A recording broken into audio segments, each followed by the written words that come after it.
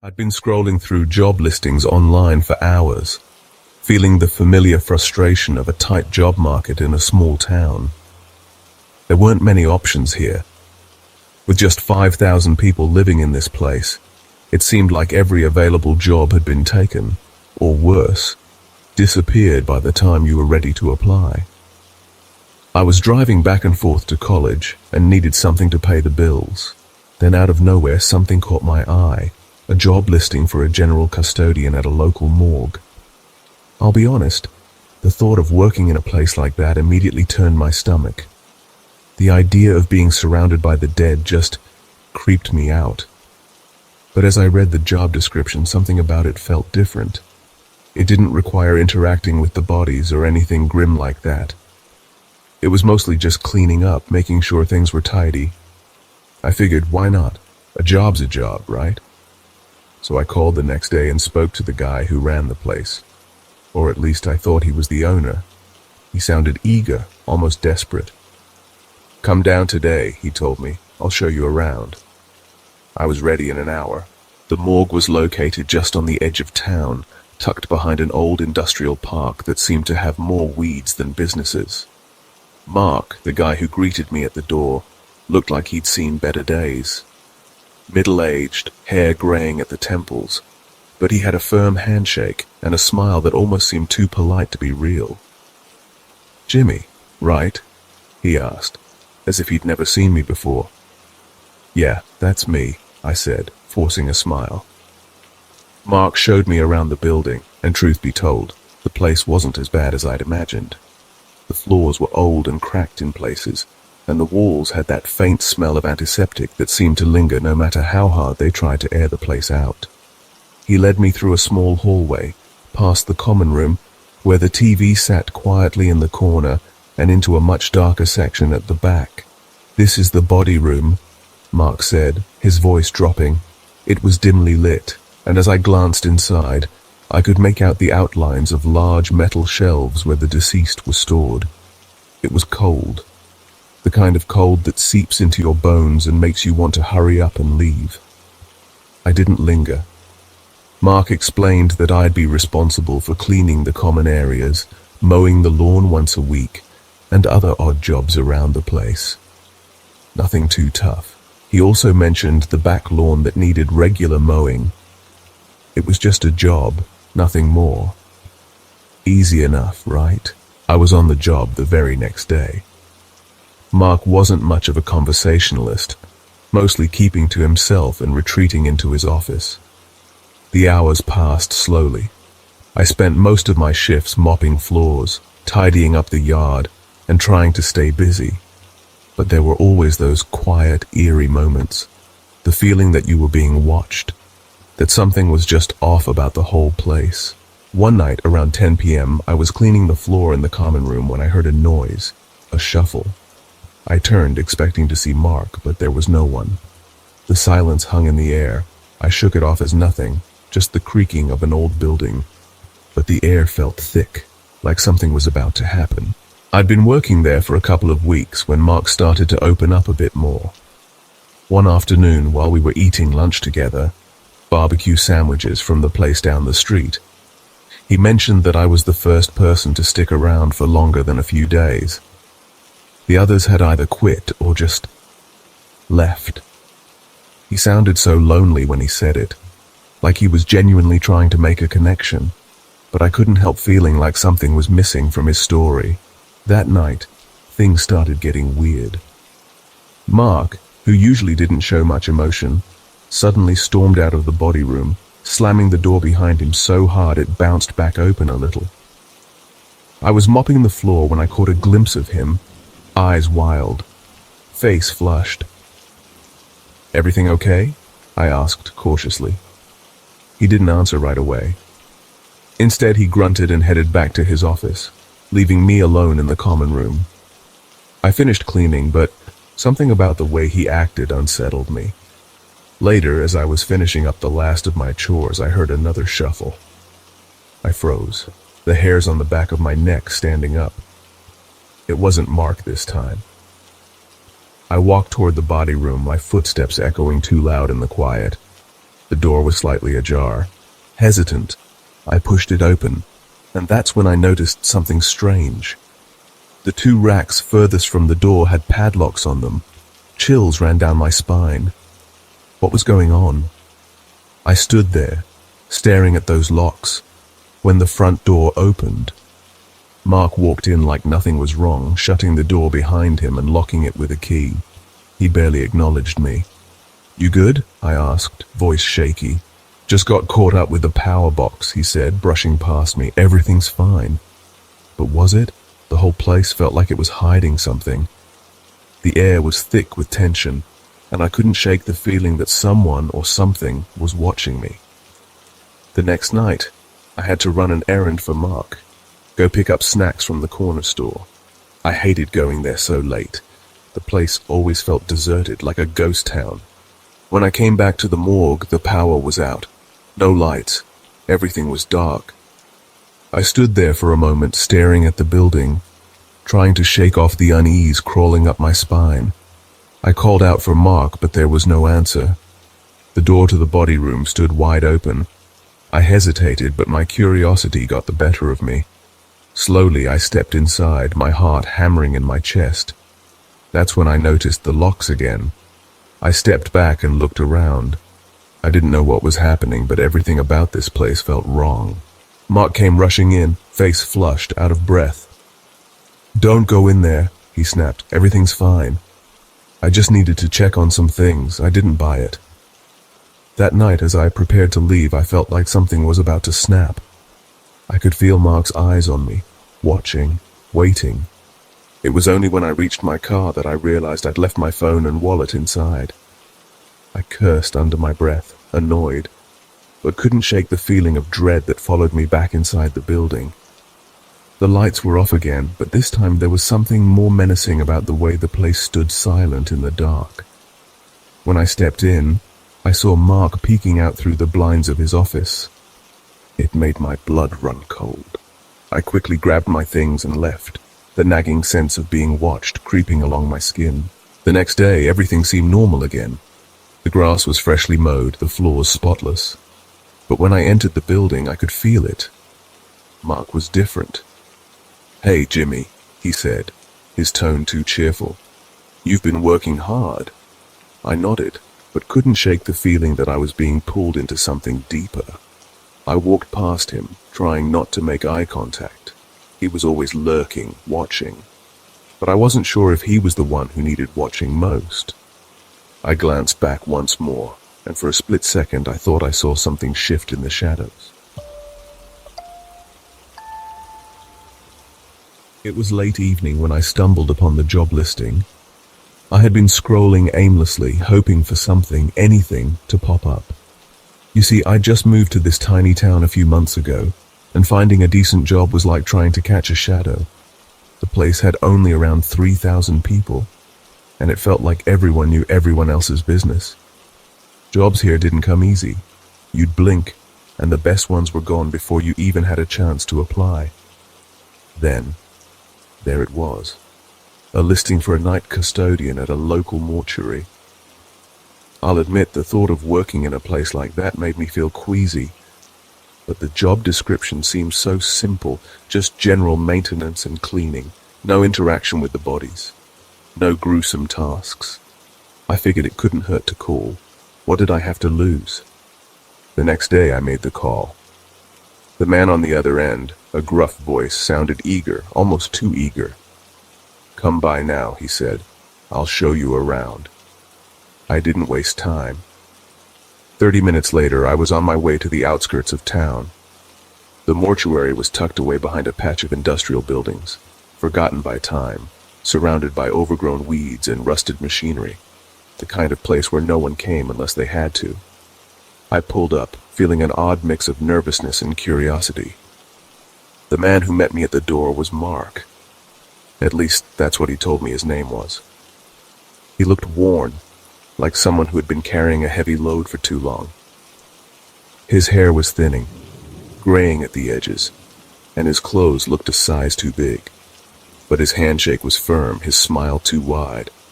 "You're Jimmy, right?" he asked, as if the idea of meeting a new person was foreign to him. "Yeah, that's me," I said, forcing a smile. I wasn't sure why I was nervous, but the hairs on the back of my neck stood up as soon as I stepped inside. I started the very next day. Mark kept mostly to himself, retreating to his office while I worked. The hours were long and the tasks were monotonous. But there was something about the place that made me uneasy. I couldn't put my finger on it, like I was being watched, like something was always just out of sight. A few weeks in, I started to notice odd things. Small details, really, but enough to raise my eyebrows. I was cleaning the break room one night when I heard a shuffle, like someone was walking behind me. I spun around, expecting to see Mark, but there was no one. The silence that followed was thick, unsettling. I brushed it off as nothing, just the sounds of an old building settling, but something about it didn't sit right with me.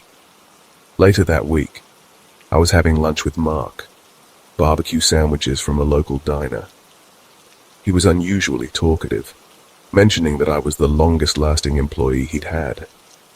The others, he said, had either quit or vanished within a few days. He chuckled nervously, but I could hear the loneliness in his voice. He didn't seem like the type to open up to anyone, yet here he was, sharing bits of his life with me. Then, the weirdness really began. I was cleaning the floor one night when Mark burst out of the back room, his face pale, his eyes wide. He slammed the door behind him so hard it bounced back open. "Everything okay?" I asked, trying to keep my voice steady. Mark didn't respond right away. He just stood there for a moment, staring at the door like he was trying to process something. Then he grunted and walked toward his office without saying another word. I was left standing there, confused and unsettled. It wasn't long before I saw something that sent a chill through me. Late one night, as I was finishing up, I heard a shuffle again. This time it was louder. I froze, every muscle tensing. The sound seemed to be coming from the body room. Hesitant, I walked toward it, the hall feeling colder as I approached. The door was ajar. I pushed it open, my heart pounding. That's when I saw the padlocks. 2 of the racks in the back had heavy locks on them, the kind you only use for something you want to keep hidden. I stood there, my mind racing, but before I could process what I was seeing, the front door creaked open and Mark walked in, acting like nothing was wrong. He locked the door behind him and barely glanced at me. "I had to check on something," he muttered, brushing past me without explaining further. I couldn't shake the feeling that something wasn't right. The whole place felt like it was hiding something dark. The next day, Mark was acting strange, too cheerful, almost too eager to make small talk. "Good work, Jimmy," he said with a grin that didn't quite reach his eyes. "You're a hard worker."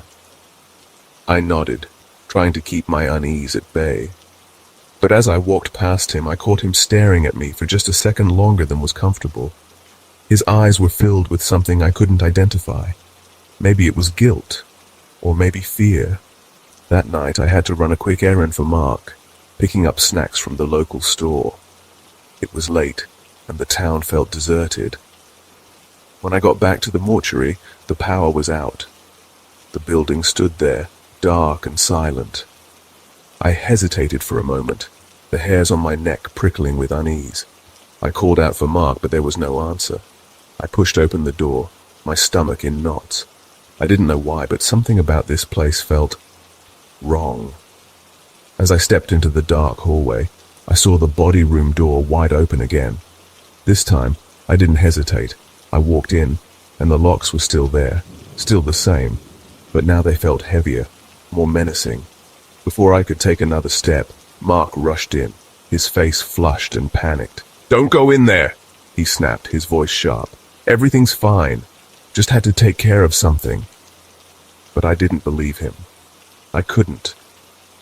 Later, as I was preparing to leave for the night, I realized I'd forgotten my wallet and phone. I groaned in frustration, but something urged me to go back inside. The lights were off again. and the stillness of the place felt more oppressive than ever. When I stepped back in, I saw Mark staring at me from the shadows of his office. His eyes were wide, unblinking. I grabbed my things quickly and left, my heart pounding in my chest. The next day, everything seemed fine. The lawn was freshly mowed, the floors sparkling. But something was different about Mark. His smile was too wide, too practiced. "Good work, Jimmy," he said, his voice dripping with something I couldn't place. "You're really proving yourself." As I walked past him, I couldn't shake the feeling that I was being drawn into something darker than I was ready for. I glanced back once, and for a split second I saw something shift in the shadows of the building. I couldn't ignore it anymore. I was trapped, and whatever was lurking in those shadows was closer than I realized. It was well past sunset when I found it, the job listing that would change everything.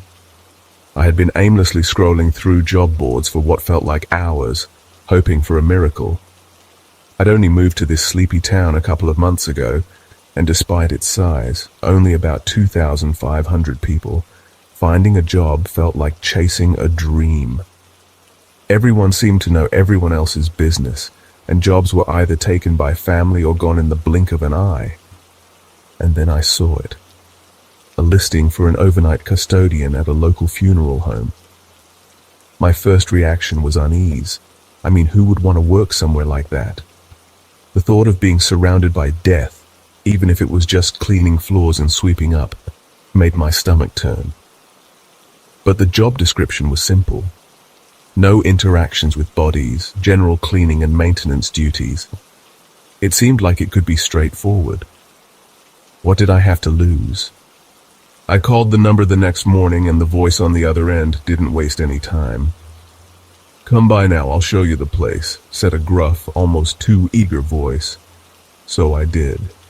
Half an hour later, I found myself driving down a narrow, cracked road, heading toward the outskirts of town. The funeral home was tucked behind a row of dilapidated buildings, lost to time. The area was quiet, almost forgotten. Overgrown weeds creeping up against the rusting edges of abandoned machinery. A place where only the desperate or the unfamiliar would find themselves. The man who greeted me at the door looked like he hadn't seen the light of day in a long time. Mark, he said his name was. He was older than I expected, probably in his late 40s, with thinning hair and clothes that hung off him like he didn't care. His handshake was firm, but his smile was wide and uncomfortable. "You're the new guy?" he asked, his voice gruff but oddly warm. "Yeah, that's me," I answered, forcing a smile. I wasn't sure why, but my instincts were already on edge. Something about the way he stood there made my skin prickle. I started my shift the very next night. Mark was almost never around. He stayed in his office, only emerging for short, routine checks. The work was dull and the hours dragged on. But something about the place started to unsettle me. At first, it was just little things. The way the lights flickered, the strange silence that seemed to hang in the air, the odd feeling that I was never truly alone. It was as if there was something hidden just behind the walls, watching me. One night, as I wiped down the counters in the break room, I heard a shuffle. I turned around, thinking Mark had come in, but there was no one. The silence that followed was thick, pressing in on me. I told myself it was nothing, just the house settling, old walls creaking under the weight of time. But even as I tried to ignore it, I couldn't shake the feeling that something wasn't right. The weirdness escalated a few days later when Mark invited me to lunch. We ate sandwiches from a local deli, and I learned a bit more about him. His awkward, stilted speech hinting at a loneliness I hadn't expected. He mentioned how I was the longest any employee had lasted here. The others had quit or disappeared after just a few days. He laughed nervously as he spoke, but his eyes didn't match his smile. Then, things took a darker turn. It was a quiet night, and I was mopping the floor near the back room when Mark burst out, his face pale, his eyes wide like he had just seen something he wasn't supposed to. He slammed the door behind him so hard it bounced back open. "Everything okay?" I asked, trying to sound calm. Mark didn't answer right away. He just stood there, staring at the door like he was waiting for something. When he spoke, his voice was hoarse. "Yeah, just..." He cut himself off and walked toward his office without another word.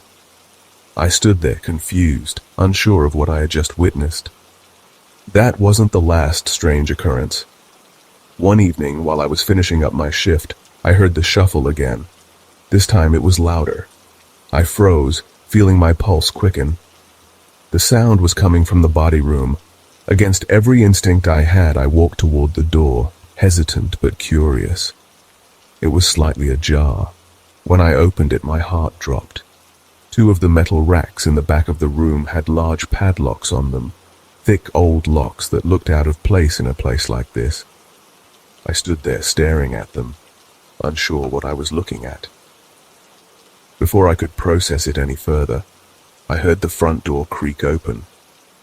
Mark had returned. He locked the door behind him, as if everything was normal. "I had to check something," he muttered, brushing past me without another word. But I couldn't shake the feeling that something was wrong. The place felt like it was hiding something dark. The next day, Mark was acting strange, almost overly cheerful. "Good job last night, Jimmy," he said with a forced grin. "You're a real hard worker." I nodded, trying to keep my composure, but as I walked past him, I caught a glimpse of something in his eyes. It was a look I couldn't describe. Fear? Guilt? Whatever it was, it didn't sit right with me. That night, the power went out. I had just returned from a quick errand to the store, late, the streets empty. And when I stepped into the darkened building, I called out for Mark. But there was no answer. I felt a knot twist in my stomach. Something about this night felt wrong in a way I couldn't explain. The hallways were dark and the body room door was wide open again. I hesitated for only a moment before walking inside. The locks were still there, the same heavy ones, but this time they felt even more ominous. Just as I took a step closer, Mark appeared, rushing into the room, his face flushed and his movements frantic. "Don't go in there," he snapped, his voice sharp. "Everything's fine, just had to take care of something." I didn't believe him, not for a second. I knew then that something was being hidden from me, something I wasn't meant to know. And I wasn't going to stop until I figured out what it was. They call me Rosa, but if you've worked long nights in a morgue like I have, names don't hold much weight. I've spent the past 7 years at St. Miriam's Hospital in a quiet coastal town, where my job is to prepare the deceased for their final journey. It's not glamorous, and it's certainly not for the faint of heart. I've heard all the tales, bodies twitching, eyes fluttering open, voices whispering in the silence. None of that ever happened to me, and frankly, I didn't believe it ever would. At least not until the night everything changed. It was a humid evening in June 1987, the kind of night where the air sticks to your skin, and even the faintest breeze feels like a blessing. I was assigned to examine a woman who had been brought in earlier that day. She was in her late 30s with delicate features and a serene expression that seemed almost too peaceful for someone so young. The file said her name was Elena Vargas, and the preliminary cause of death was undetermined. As I began the examination, I noticed something peculiar. Her fingertips were slightly discolored, a bluish tinge that hinted at something toxic. Poison, perhaps. I noted it down and proceeded with the autopsy, careful and methodical as always. There was nothing out of the ordinary, at least at first. When I finished, I disposed of my gloves and started tidying up. That's when it happened. Out of the corner of my eye, I saw her hand move. Just a slight twitch, like a muscle memory triggered by some distant echo of life. My heart raced, but I forced myself to stay calm. It wasn't unusual for corpses to exhibit post-mortem spasms. I told myself that it was nothing, just a trick of nerves, and went back to cleaning. But then, a strange scent filled the room. It wasn't the antiseptic odor of the morgue or the faint metallic tang of blood.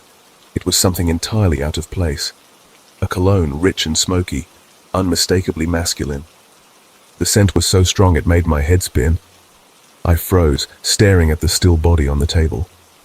There was no logical explanation for what I was experiencing. Unable to shake the unease creeping up my spine, I left the room, telling myself I just needed a break. I didn't mention it to anyone, partly because I didn't want to sound insane, and partly because I couldn't explain it myself. Hours later, another body arrived. A man this time around 40, with a robust build and sharp features. His name was Diego Vargas. The cause of death: a sudden cardiac arrest at home. I opened the file and immediately felt the blood drain from my face. Diego was Elena's husband. The moment I approached his body, that same cologne hit me again, even stronger this time. My hands trembled as I set up my tools. I tried to focus, but my mind raced with questions. How could the scent of his cologne have been on her body earlier? And why was it now emanating from his? I kept working, trying to ignore the unease gnawing at me. But as I prepared to make the first incision, the lights in the room flickered. My breath caught as the air around me grew colder, the kind of cold that burrows into your bones. I glanced around, half expecting to see someone standing behind me, but the room was empty. That's when I noticed something I'll never forget. Diego's face wasn't as calm as it had been when they brought him in. His expression had changed. His lips were slightly parted, his brow furrowed, as if he were in the middle of a silent argument. And his eyes, though firmly shut, seemed strained, as if they might burst open at any moment. I couldn't do it. I couldn't keep working. I sealed the room and left, my mind reeling. Later, I overheard the transport team discussing Diego's death. He had been with family grieving his wife when he suddenly screamed. His last words were chilling. "She's here! Elena's here!" To this day, I don't know what truly happened. If Elena was poisoned, as I suspected, Diego was the only logical suspect. But if guilt killed him, it did so with an uncanny swiftness. The perfume, the flickering lights, the change in their expressions, it all felt like something far beyond my understanding. You can call it a coincidence, a psychological trick, or even a curse. But whatever it was, it left a mark on me that no amount of reason or time can erase. When I first started working at a small private clinic in the quaint coastal town of San Javier, I was fresh out of medical school, full of ambition, and eager to prove myself. It wasn't a big city hospital or a prestigious institution, but it was perfect for honing my skills. The year was 2002, and my mentor was Dr. Ricardo, a man whose reputation as a brilliant pathologist preceded him. He was in his mid-50s, with a quiet demeanor and a knack for making even the most complex procedures seem straightforward. Dr. Ricardo had a unique way of teaching. He never rushed through an explanation, often weaving stories from his years of experience into his lessons. He once told me, "The dead don't lie, Mariana. Their bodies are like books, and we are the readers trying to decipher the truth." His words stayed with me, fueling my curiosity and respect for the profession. One evening, as the orange hues of the setting sun filtered through the clinic windows, Dr. Ricardo told me he was considering retiring soon. The news caught me off guard. "Who will guide me then?" I asked, half joking but genuinely unsettled by the idea of losing his mentorship. He chuckled softly, his eyes crinkling at the corners. "You're ready," he said. "You just don't realize it yet." A week later, Dr. Ricardo announced he was taking some time off. "A little break to clear my head," he said, though there was something in his tone that made me think he wasn't telling me everything. He didn't specify when he'd return, but he left with his usual calm assurance, patting my shoulder as he walked out of the clinic. His absence was palpable. The clinic felt quieter, the air heavier. A temporary replacement, Dr. Sophia, was assigned to oversee my work. She was kind and capable, but she wasn't Dr. Ricardo. I missed his steady presence, especially as my first solo shift loomed closer. The night before I was to officially work unsupervised, a body arrived at the morgue. It was a man in his late 40s who had died under unclear circumstances. Dr. Sophia handed me the case and left me to begin. As I was about to make the first incision, the door creaked open.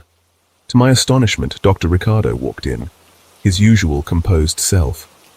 "I couldn't let you face this milestone alone," he said, smiling. Relief washed over me. "I'm so glad you're here," I said, genuinely touched by his gesture. He stood beside me as I worked, offering quiet encouragement and guidance, just as he always had. The procedure went smoothly, and when I finished, I turned to thank him. He nodded, his smile warm but tinged with an unspoken finality. "You're ready now, Mariana," he said. "You'll do just fine." Then he turned and walked out of the room. Minutes later, Dr. Sophia entered, her face pale and drawn. She hesitated before speaking. "Mariana, I have some difficult news. Dr. Ricardo passed away earlier today." I stared at her, my mind racing. "That's not possible," I said. "He was just here." He guided me through the entire procedure. She looked at me with a mix of pity and disbelief, but I knew what I had seen, what I had felt. Later that night, I was tasked with performing Dr. Ricardo's autopsy. As I worked, tears blurred my vision. It was the hardest thing I'd ever done. When I finally looked at his face, I noticed something that sent chills down my spine. His lips were curved in a faint, peaceful smile, as if he'd known he would be there for me one last time. To this day, I carry his words and his teachings with me. And though I can't explain what happened that night, I know it was his way of saying goodbye. It wasn't just a farewell. It was a reminder that even in death, he was still my guide.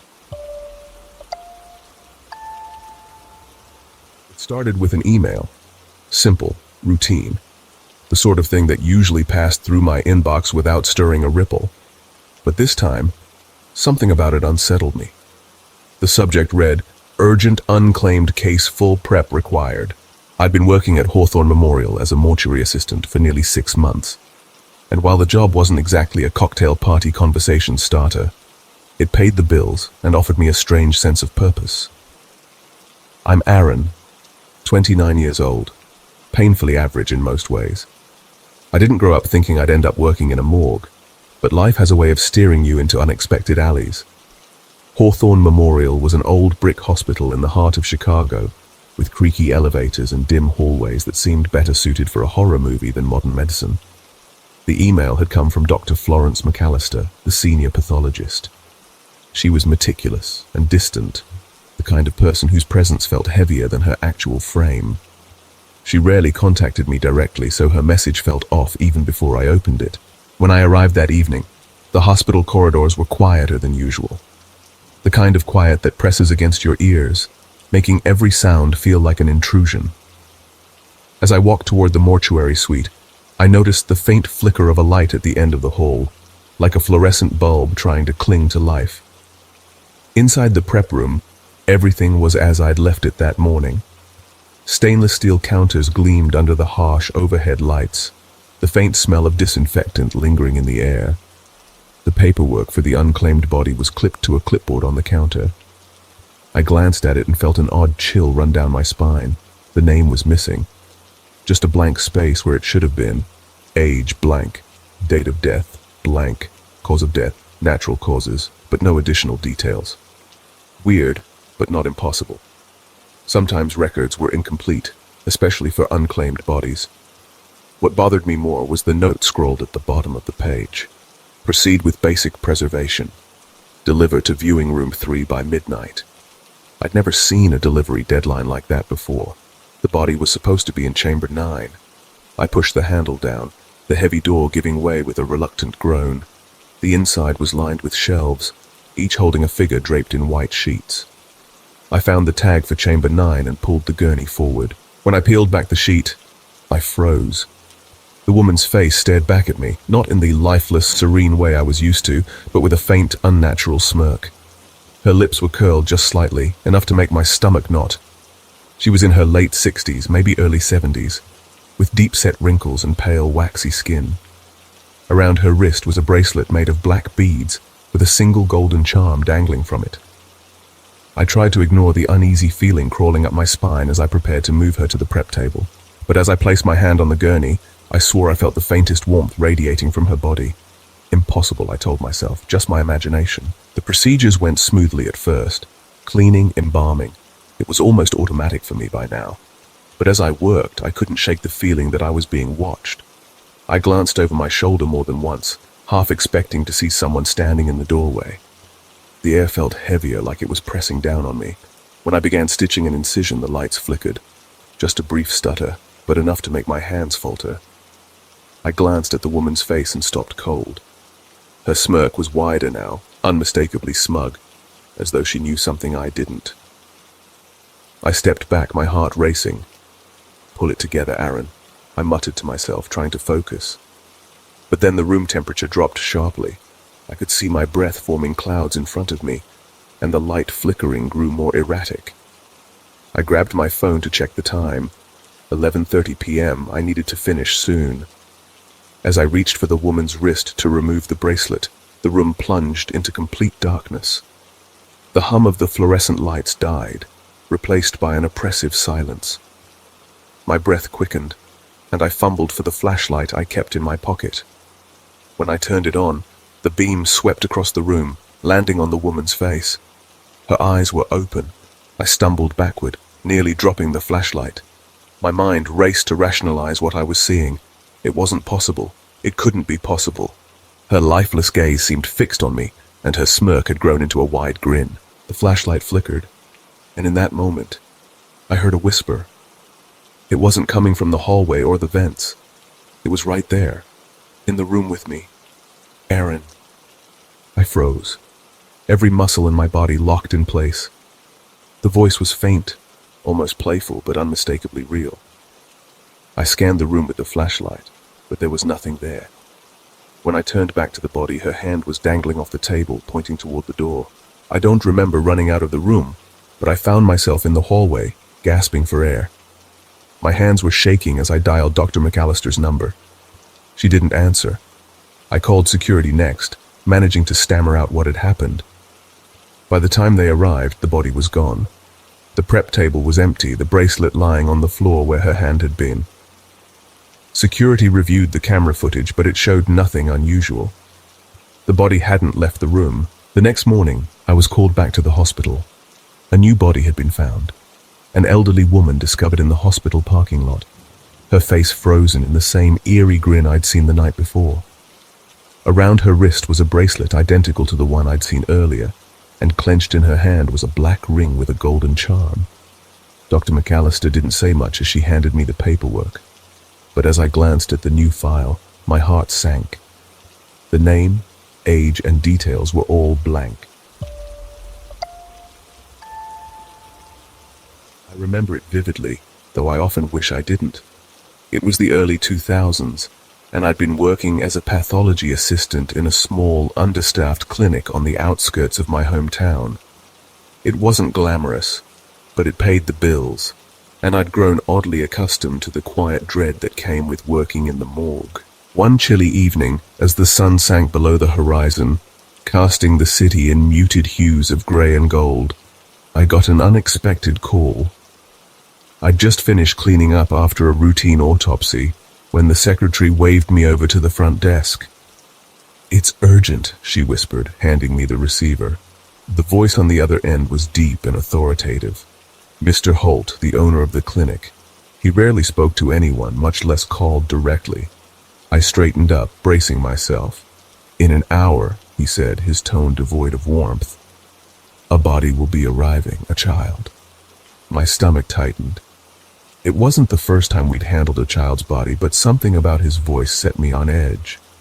"Store it in the cold chamber. No one is to approach the morgue except you. Understand?" The line went dead before I could respond. When the body arrived, it came in a sleek, unmarked van. Two men in dark suits unloaded the stretcher, their movements mechanical. Behind them stood a woman, cloaked in a black coat that swayed in the wind. Her face was pale, her eyes hollowed by what seemed like years of grief. She didn't say a word. As they wheeled the stretcher toward me, she lingered near the van, staring at the clinic's facade with an eerie stillness. The child was small, no older than 6. His skin was a strange bluish hue, his tiny hands curled into fists. The signs of drowning were unmistakable: swollen features, a faint sickly odor of salt water. I bit back the lump rising in my throat as I prepared to slide him into the cold chamber. But just before I did, I whispered a quiet prayer, my hands trembling. Then I heard it, a soft, mournful cry, barely audible over the hum of the fluorescent lights. It was the kind of sound that digs into your chest, pulling at your heartstrings. I froze, straining my ears. The crying grew louder, more anguished, and seemed to echo from the hallway outside. I stepped out, expecting to find the grieving woman, but the corridor was empty. That's when I noticed Marcus, one of the night janitors, standing stiffly at the end of the hall. His face was pale, his eyes wide. "You heard it too?" he asked, his voice barely a whisper. I nodded, unsure of what to say. Before I could speak, the crying grew louder, sharper, as if it were coming from the morgue itself. Marcus and I exchanged a look, a silent agreement to investigate despite the cold dread settling over us. Back in the morgue, the temperature felt unnaturally low, the kind of cold that sinks into your bones. The sound was deafening now, a woman's wail filled with sorrow so profound it made my chest ache. The source was unmistakable. It was coming from the cold chamber where the boy's body lay. Marcus clutched my arm as we edged closer, my breath fogged in the frigid air. "This isn't possible," he muttered, his voice shaking. "There's no one else here." And then we saw her. The woman from the van stood by the cold chamber, her long black coat trailing behind her as if caught in an unseen breeze. But something was different. Her face was bruised and sunken, her eyes bloodshot and staring into nothingness. Her hands, skeletal and trembling, hovered over the chamber door. She didn't turn to look at us, but the wailing stopped abruptly, replaced by a suffocating silence. In a single fluid motion, she opened the chamber door and gazed at the boy's lifeless body. Her face twisted into an expression of raw agony, and then she let out a scream so piercing, so inhuman, that I clamped my hands over my ears. The lights flickered violently, and the room seemed to spin. When I dared to look again, she was gone. The cold chamber was closed, and the boy's body lay undisturbed inside. Marcus and I bolted from the morgue, our hearts racing. The following day, I confronted Mr. Holt. I demanded to know who the woman was and why the boy had been brought to our clinic under such strange circumstances. He seemed genuinely confused, insisting that no woman had accompanied the body. The boy's family, he explained, was prominent and private. They'd lost him in a tragic accident, and the clinic was chosen simply to avoid unwanted attention. But I knew what I'd seen and heard. Marcus did too. We never spoke of it again, but sometimes, late at night, I still hear that wailing in my dreams. It's a sound that doesn't leave you, a reminder of that cold, suffocating night and the sorrow that lingers long after death. It was late in the summer of 2015 when I found myself patrolling the outskirts of a quiet village nestled between rolling hills. The town was mostly farmland, with only a handful of people scattered across its modest homes. My name is Ethan Calloway, and I was fresh into my second year as a constable. The job came with long hours, endless paperwork, and the occasional run-in with the unexpected. That night, however, turned into something I could never have anticipated. The air felt heavier than usual, the kind of stillness that makes you uneasy for reasons you can't quite explain. My partner Grace and I were covering for another unit in this rural area. We had just finished responding to a noise complaint at a barn party when we spotted a figure stumbling toward the road.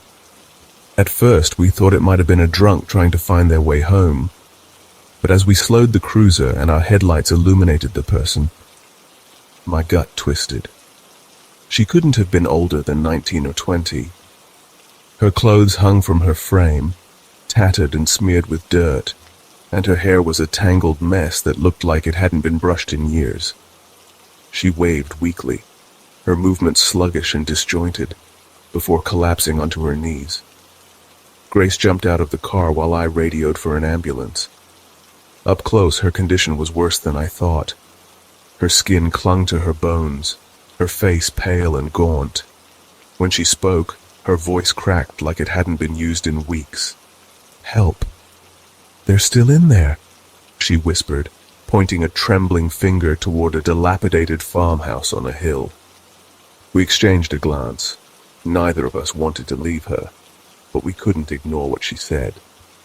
Grace stayed with her while I grabbed my flashlight and approached the house. The structure looked as if it had been forgotten by time. Shutters hanging off their hinges, paint peeling in large flakes, and windows coated in grime. The front door was ajar, creaking slightly as the wind toyed with it. Inside, the air reeked of mildew and something far worse, a sickly sweet stench that turned my stomach. My flashlight's beam wavered as I stepped over broken furniture and scattered debris. The house seemed abandoned, but then I heard it, a faint muffled sobbing coming from somewhere upstairs. Every instinct screamed at me to leave, but the thought of someone trapped or hurt kept me moving. As I ascended the creaky staircase, the crying grew louder, more desperate. I pushed open the first door I came to and found a woman bound to a chair, her face streaked with tears. She flinched when my light landed on her, and it took a moment before she realized I wasn't one of them. "It's okay," I said, rushing to untie her. Her wrists were red and raw, and she winced as the ropes fell away. "Are you alone? Is there anyone else here?" She shook her head frantically. "Down the hall," she whispered, her voice trembling. "There's another." I led her to the landing where Grace was waiting. She took the girl and urged me to be careful. The sobbing continued, more guttural now, coming from the last door at the end of the hall. My heart pounded as I pushed it open, my flashlight slicing through the darkness. The room was empty, save for a few broken pieces of furniture, but the sobbing persisted, echoing as if coming from all directions. Then I saw her. She stood in the far corner, her back to me. Her long, dark hair cascaded over her shoulders, and her frame was thin, almost skeletal. She wore a dress that seemed to shimmer in the dim light, though it was torn and stained with something dark. My throat went dry as I called out to her, "Ma'am, are you all right?" She didn't move, didn't acknowledge me. The sobbing stopped abruptly, replaced by a silence so oppressive it felt like the air had been sucked from the room. Slowly she began to turn, and as her face came into view, my blood ran cold. Her eyes were hollow voids, leaking dark, viscous tears, and her mouth was twisted in an expression of pure anguish. A scream caught in my throat as the temperature in the room plummeted. I couldn't move, couldn't breathe, as she let out a wail so piercing it felt like it was tearing through my skull. My flashlight flickered and died, plunging the room into darkness. The next thing I remember is waking up outside, lying on the cold, damp ground. Grace was shaking me, her voice frantic. The girls we'd rescued were in the ambulance, and more officers were swarming the property. I tried to tell myself it was just exhaustion, a trick of the mind, but I couldn't shake the memory of her face. In the weeks that followed, we learned the farmhouse had been used by a trafficking ring, but the perpetrators had abandoned it days before we arrived. The two girls we rescued were the last victims they'd left behind.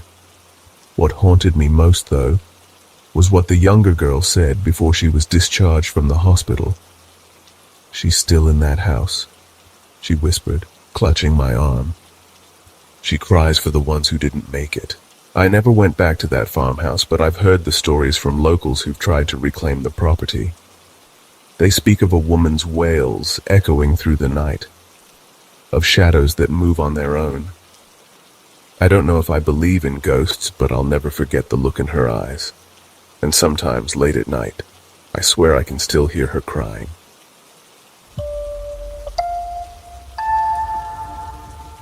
My name is Emily, and the events I'm about to share with you happened just a few years ago, when I found myself sitting in the sterile, cold room of a funeral home, preparing for a woman I barely knew to be laid to rest. The woman in question was my mother, someone I hadn't spoken to in years. We had a complicated relationship, one filled with anger, silence, and the occasional attempt at reconciliation that always seemed to fall apart. To say I was conflicted about her death would be an understatement.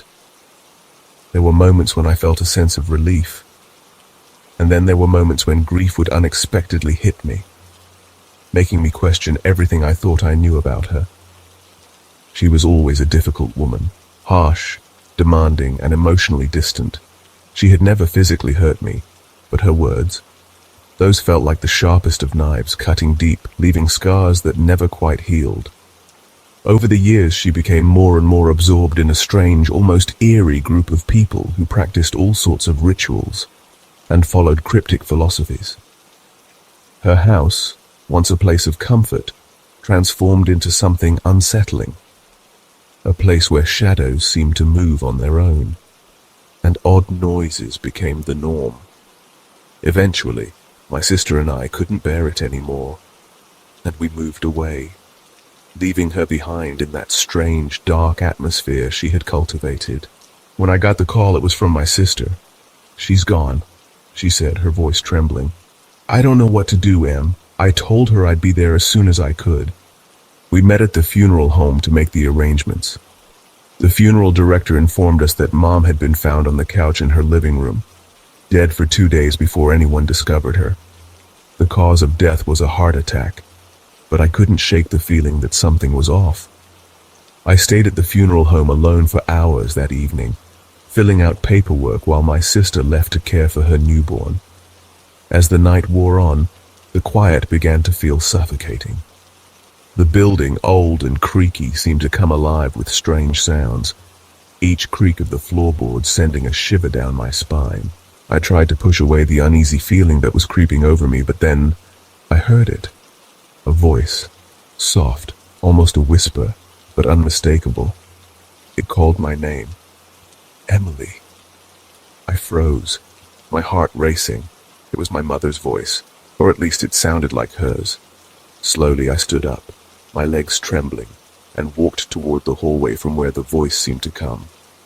The long corridor stretched before me, lined with doors, some open, revealing empty rooms with caskets and medical equipment. At the very end of the hallway, there was a door marked "Authorized Personnel Only," and that was where the voice seemed to be coming from. I wasn't sure why I did it, but I gathered what little courage I had left and opened the door. Inside, it was cold, unnaturally cold, with a dim light hanging overhead. The room was dominated by a large metal table draped in white linen. I stepped forward, my flashlight illuminating the room as I moved closer. The table was empty, at least it seemed to be.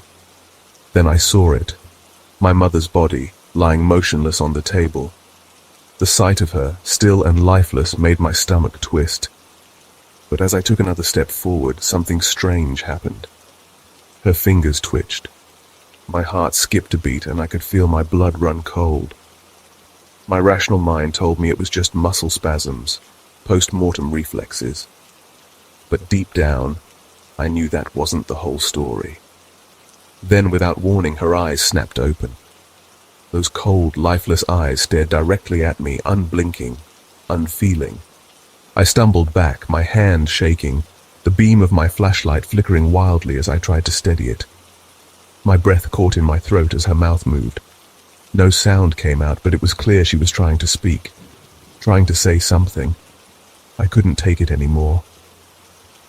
I turned and fled the room, not stopping until I was back in the reception area, my heart pounding in my chest. I didn't tell anyone what happened. I just finished the paperwork as quickly as I could, barely able to keep my hands steady, and left for the night. The next morning at the funeral, I tried to focus on being there for my family. My husband and kids stuck close by, offering comfort. But I couldn't shake the feeling that something was wrong. The weight in my chest, the unease, lingered like a dark cloud overhead. During the service, something else happened. My youngest, Lily, who was only 6 years old, stood by the casket, talking softly to herself. I walked over to her, concern growing in my chest. "Lily, honey, who are you talking to?" I asked. She looked up at me, her eyes wide and innocent. "Grandma," she said. "She told me she's sorry." I froze. "What do you mean?" I asked, my voice barely a whisper. Lily nodded, her expression serious. "She said she didn't mean to hurt you or Aunt Rachel. She's sorry for everything."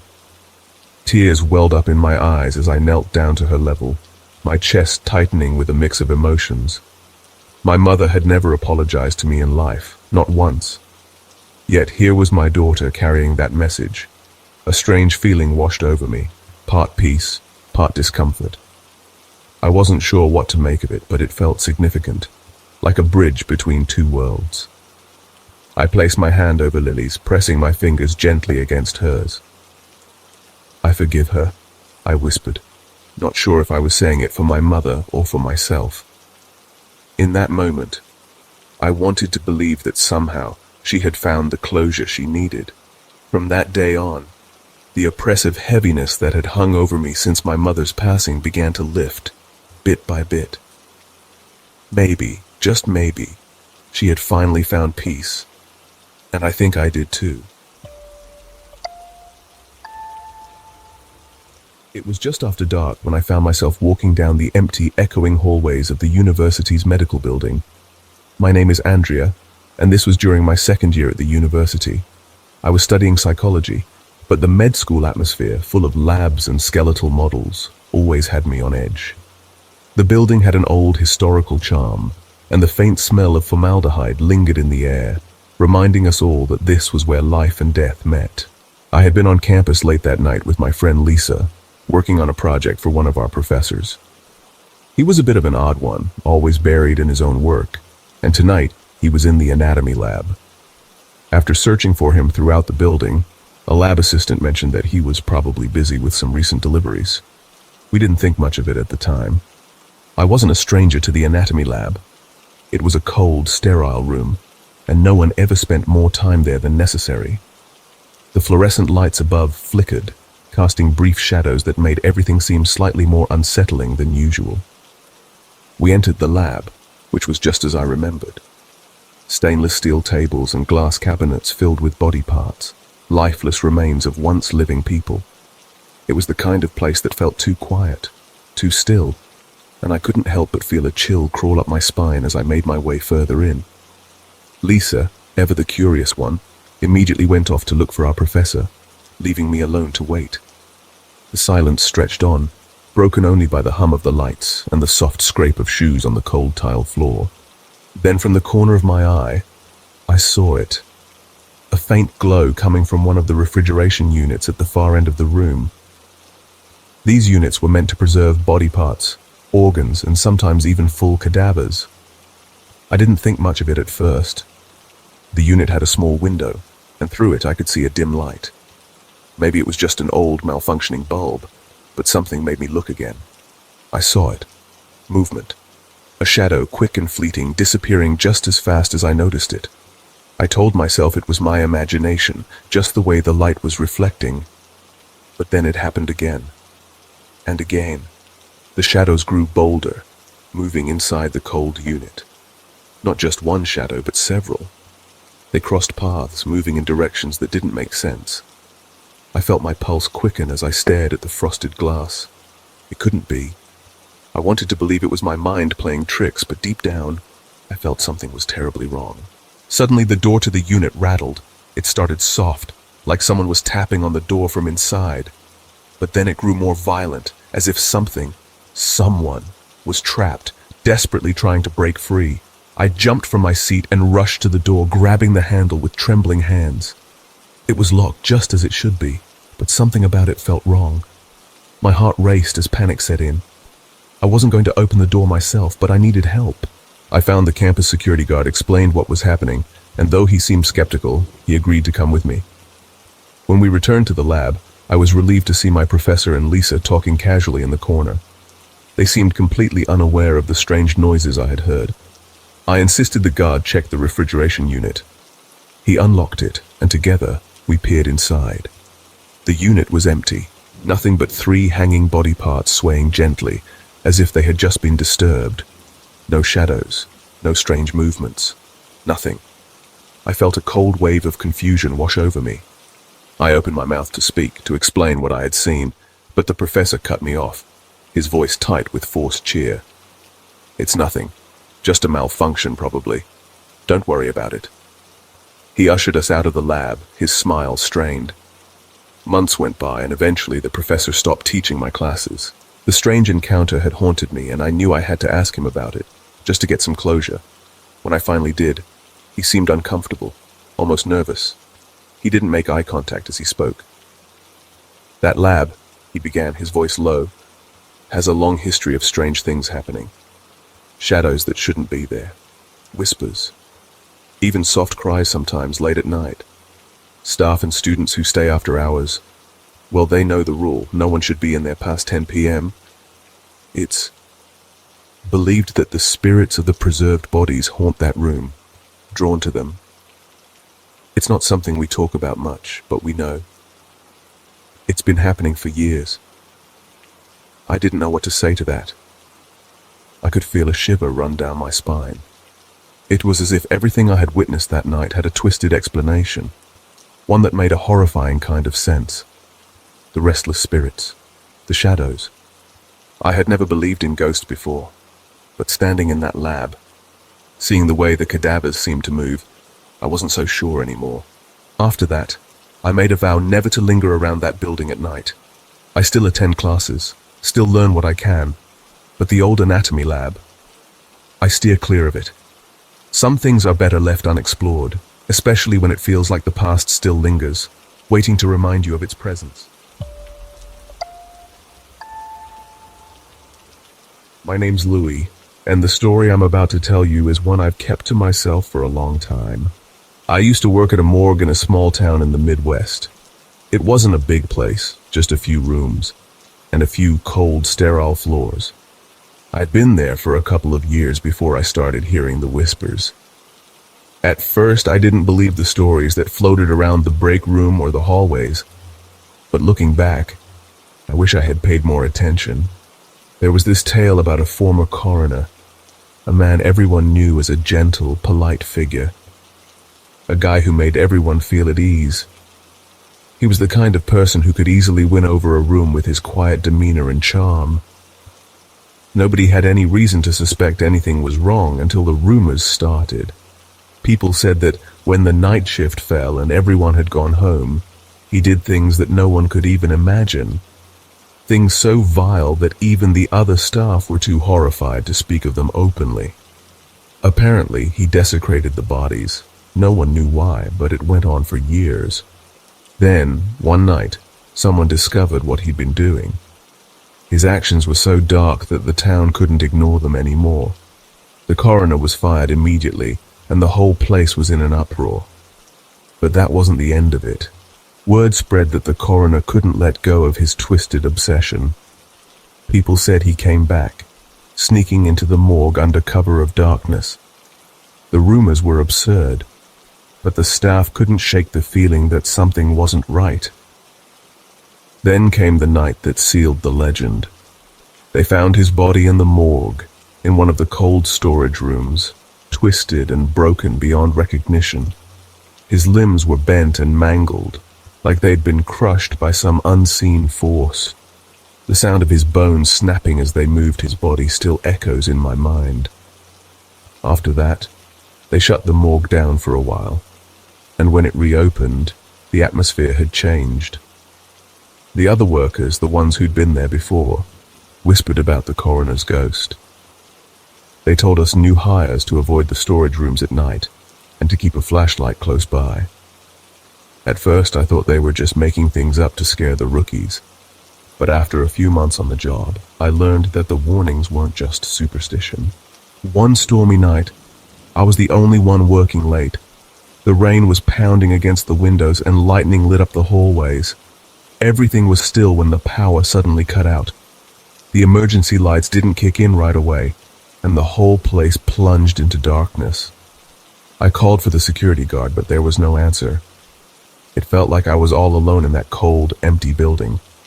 I tried to stay calm, thinking it was just a temporary outage. But then I heard something. At first, it was just a faint crackling, like the sound of something fragile being crushed. It wasn't loud, but it was distinct, like bones snapping or grinding together. The sound grew louder, and it seemed to be moving toward me. Panic started creeping in, but I forced myself to move. I remembered where the supply room was, where the flashlights were kept, and made my way down the hallway. As I walked, the crackling sound followed me, louder with every step. It was like something or someone was dragging itself along the floor, the sound so rhythmic it felt deliberate. I reached the supply room and fumbled in the dark, my hands trembling as I grabbed the flashlight. When I turned it on and looked back, the sound stopped. Just like that. Nothing. I shined the light down the hallway, but there was nothing there. Still, I couldn't shake the feeling that I wasn't alone. My heart was racing, and I could feel the weight of being watched pressing down on me. I told myself I was just imagining things. I returned to my desk and tried to focus on the paperwork, but the eerie sensation wouldn't leave. The rest of the night passed without incident, but I couldn't shake the unease gnawing at me. The next morning, when the light was back, I found something that made my blood run cold. By the storage room door, there were muddy footprints, deep, claw-like scratches gouged into the wall, as if something or someone had scraped its way down the hallway, dragging itself toward me during the blackout. Suddenly, the stories about the coroner made sense. For the first time, I understood the warnings my colleagues had given me. After that night, I never worked a late shift again without keeping every light in the building on, and I never went near that storage room alone. The fear of what might be waiting there in the dark stayed with me long after I left the morgue. It was a place haunted not just by ghosts, but by the terrible things people are capable of when no one is watching. My name's Alex, and I've been working as a night cleaner at a funeral home for the past couple of months. I didn't think it would be too hard, but after a while I found the whole place unsettling.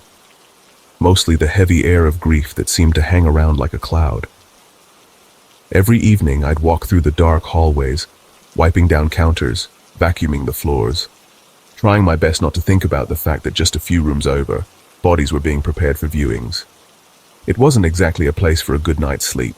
One evening, late in October, we received the body of a little girl, only 5 years old. She had died from a sudden illness, and the whole situation broke my heart. I've got a little girl at home myself, and the thought of losing her, it was unbearable. The staff had me and another cleaner, Maria, bring the small white casket into the preparation room. The moment I saw it, my chest tightened. It was so small, and the weight of it hit me hard. I tried to focus on the job and push the sadness aside. The thing is, in a place like that, you can't really afford to get too attached to any one thing, not if you want to stay sane. As the hours dragged on, the staff slowly trickled out, leaving just me and the embalmer, Linda, who was working on preparing the child's body for the viewing the next day. By the time midnight rolled around, I was alone in the building, cleaning the restrooms. I was cleaning up the bathroom, trying not to think too much about the dark shadows creeping around the place when I heard footsteps, soft ones coming down the hallway. I thought it was probably Linda, so I called out, "Hey, I'm just cleaning in here."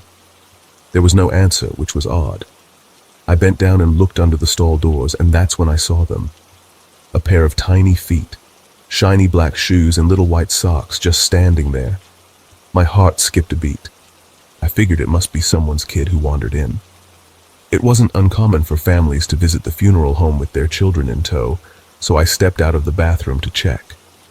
But when I walked through the hall, I found it empty. No one was around, except for Linda in the preparation room. I told Linda about what I saw, half expecting her to laugh it off. But when I described the shoes, her face went white. She insisted we go check it out together, so we did. When we got to the bathroom, there was nothing there. No shoes, no tiny feet, just the echo of the silence. Linda seemed disturbed, but she brushed it off and went back to her work. telling me to let her know if anything else happened. I tried to forget about it, thinking maybe it was just exhaustion messing with me. I returned to cleaning, but as I was wiping down the counters, I heard it, the faint sound of crying. It was soft at first, just a whisper of sound, but it wasn't a sound you could ignore. It came from the preparation room where the little girl's body was. My heart raced as I walked down the hall, my footsteps echoing in the stillness. When I reached the door, I peeked inside. The room was empty. Linda had already gone home for the night. The small casket, still sealed tight, sat there alone in the dim light. The crying stopped as I stepped inside, and the air felt heavy, thick with an unspoken weight. I was suddenly aware of how alone I was. I hesitated, my hand shaking as I reached out and placed it gently on the casket. I whispered a small prayer just for the child, hoping somehow it would help her find peace. But as I turned to leave, I heard it, soft, high-pitched and unmistakable, a little giggle. I froze. My blood ran cold. I spun around, my eyes darting to the casket, but nothing had changed. The room was empty. I didn't know what I was hearing or why, but I didn't wait to find out. I grabbed my things, locked up, and practically ran to my car, my mind racing with thoughts I couldn't make sense of. The next morning, I came in early, still shaken, to prepare for the family's viewing. I stood back and watched as they gathered around the casket, their faces full of grief.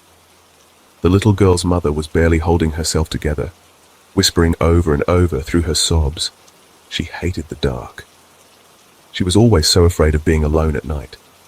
Her words struck me deep. That's when it all clicked.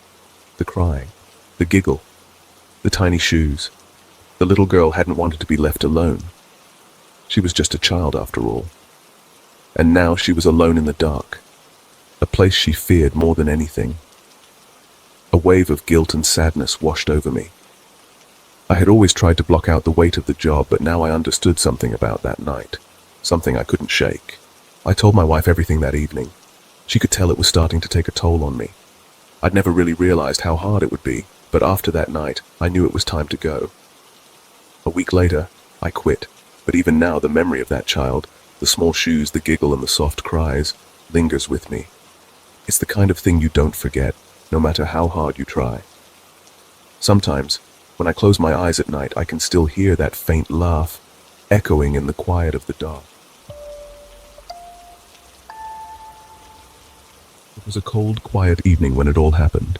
I'm Noah, and for a while I worked the night shift at a small mortuary on the outskirts of a quiet town. The hours were long, the work lonely, and sometimes the silence almost unbearable. But in a way, I had gotten used to it. My job wasn't glamorous, but it was necessary. I prepped bodies for viewings, arranged flowers, and helped with the logistics for funerals. It wasn't a job most people could handle, but I found peace in the order it required. That is, until one particular Friday evening. I was alone that night, a rare occurrence.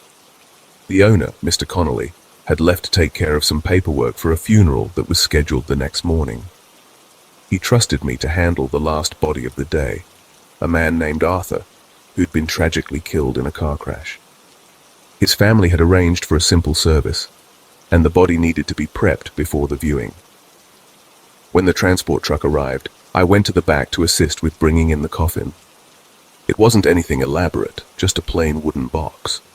The transport workers handed it to me without much ceremony, and together we placed it gently on the preparation table in the main room. But then something caught my attention. The coffin had a lock, a heavy brass padlock that secured it shut. I frowned, thinking it was an unusual request from the family. Maybe it was for security, or maybe there was a reason for the added precaution. I asked the workers if they had a key, but they didn't. The driver seemed as confused as I was. They said it had arrived like this, no instructions, just locked up tight.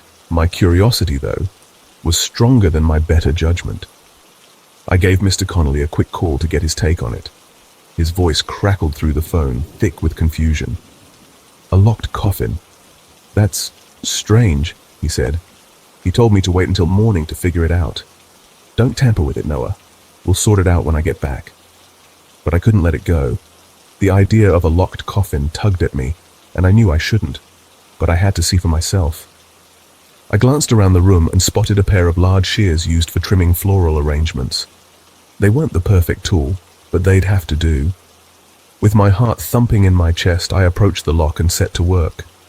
The metal squealed as I forced it open, and when it finally snapped, I hesitated. The moment felt like it lasted forever. I could hear my heartbeat in my ears. Slowly, I lifted the lid, empty. I blinked, stunned. For a split second, I thought my eyes were playing tricks on me.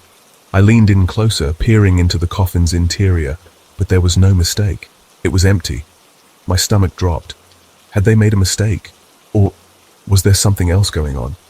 I wasn't given time to think it over. A soft knock came from behind me. I spun around, my pulse racing, but no one was there. The preparation room door, which I had sworn I'd closed, creaked open on its own. My breath caught in my throat as I watched it slowly swing wider. Then from the shadows, a figure stepped into the room. I froze. It was him, Arthur. But it wasn't just any ordinary man. His skin had a ghostly pallor, almost translucent, and his eyes shimmered with an eerie glow, unnatural and cold. He wore the same suit his family had chosen for his burial, and there was something unsettling about the way he looked at me, his lips barely curling into a faint, knowing smile. I couldn't speak, couldn't move. The room felt like it was closing in on me, the air growing thick with dread.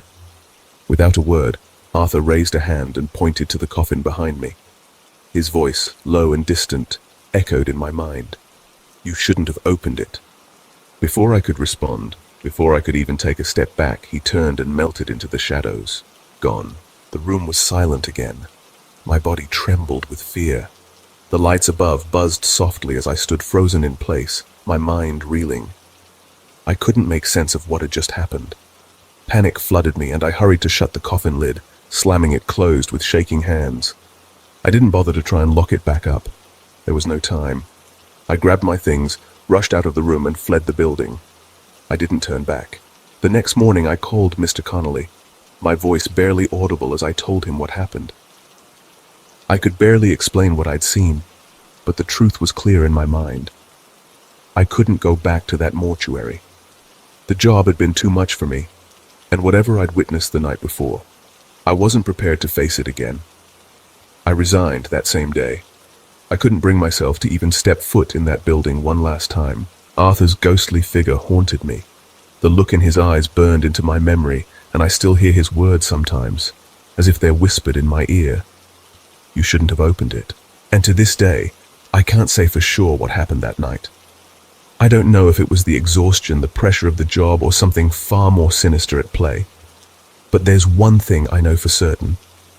Some things are best left undisturbed, no matter how tempting they may seem. Some doors should never be opened. My name's Alex, and I've been working as a mortician for a couple of years now. But there's one night that still shakes me to the core, and it's a memory I'll never shake. It was a rainy, cold evening. One of those nights where the world seems to hold its breath, and everything feels just a little off. I was alone in the funeral home, stuck on the late shift. The steady sound of rain against the windows kept me company, and the wind howled, rattling the old wooden frame of the building. Around midnight, my phone buzzed, and I answered. The voice on the other end was strained, almost fragile. An elderly man, shaking with grief, told me his wife had just passed away at home. He asked if I could help transport her body to the funeral home. I didn't hesitate. It was a strange request, but it wasn't unusual for people to pass at home, so I gathered my things and drove out to the address he provided. The house was an old Victorian-style mansion tucked at the end of a narrow street. The faint glow of a porch light cast long shadows across the front yard. The man met me at the door, looking every bit like someone who'd lived through 100 storms. His face was drawn with sadness, and his hands trembled as he led me upstairs to where his wife had passed. The bedroom was exactly how you'd imagine an old, forgotten space. Dusty furniture, heavy curtains that blocked out what little light there was. And there she was, lying in a large bed, her body delicate and pale. She was dressed in a white gown, a veil covering her face, as though she was some ghostly vision. Her frailty was striking, almost unreal. As I prepared to move her, I noticed faint needle marks on her arms, a sign of the medication she must have been on in her final days. I couldn't help but ask, "Did you contact a doctor for the death certificate?" "I'm a doctor," the man said quietly, his voice steady, but filled with an undercurrent of something I couldn't quite place. "There's no need for anyone else. She's at peace now." Something about his tone struck me as odd, but I didn't press further. I loaded her into the body bag and began the walk back to the van. The man insisted on coming with me, which was unusual. Usually families prefer to stay home during these transports, but he was determined to accompany her, and who was I to argue? The drive to the funeral home felt heavier than it should have. The rain pounded on the van's roof as I drove through the wet streets, and the silence between us was almost suffocating. The man sat beside me, but his mind seemed miles away. He started talking. At first about how much he loved his wife, how they had been together for over 40 years. But then something shifted in his voice. His memories turned darker, more somber. He spoke of her depression, of the battles she fought in silence, and how it had drained the life from her. When we finally arrived, I could feel the tension in the air. I carefully unloaded her body and began the process of preparing her for embalming. The man stayed in the room, standing in the corner, not saying a word. He wouldn't leave her side, even for a moment. As I began setting up the embalming station, a strange feeling washed over me. The room seemed to grow colder, heavier, as if something was waiting in the silence. I shook it off, thinking it was just the late hour and the quiet surroundings. But then, I heard something. It was so faint at first that I thought it was just the wind outside, but it grew clearer. Laughter. Soft, almost imperceptible, but unmistakable. I froze, unsure if my mind was playing tricks on me, but it was real. The elderly man, who had been silent up until then, walked over to the table where his wife's body lay. His hands were shaking, but he leaned in close to her, whispering in a voice so soft that it seemed to vibrate in the room. "I'm here, my love." In that moment, her eyes fluttered open. I couldn't believe it. I stood there, frozen in place, staring at her. Her lips curled into a serene, faint smile. It was impossible. She had been gone for hours, but now, there she was, looking almost peaceful, like nothing had changed. The man stood there, his tears falling softly as he kissed her forehead. "Rest now, my darling," he whispered, his voice cracked. "I'll see you again soon." And just like that, her eyes closed again. The smile faded. The room grew colder, if that was even possible. The atmosphere became thick with something, grief, or perhaps something else, something unspoken. I didn't know what I had just witnessed. I couldn't explain it. Was it just a trick of the light? Was it something that happens when the body is prepared for preservation, some final act of the mind? Or was it something more?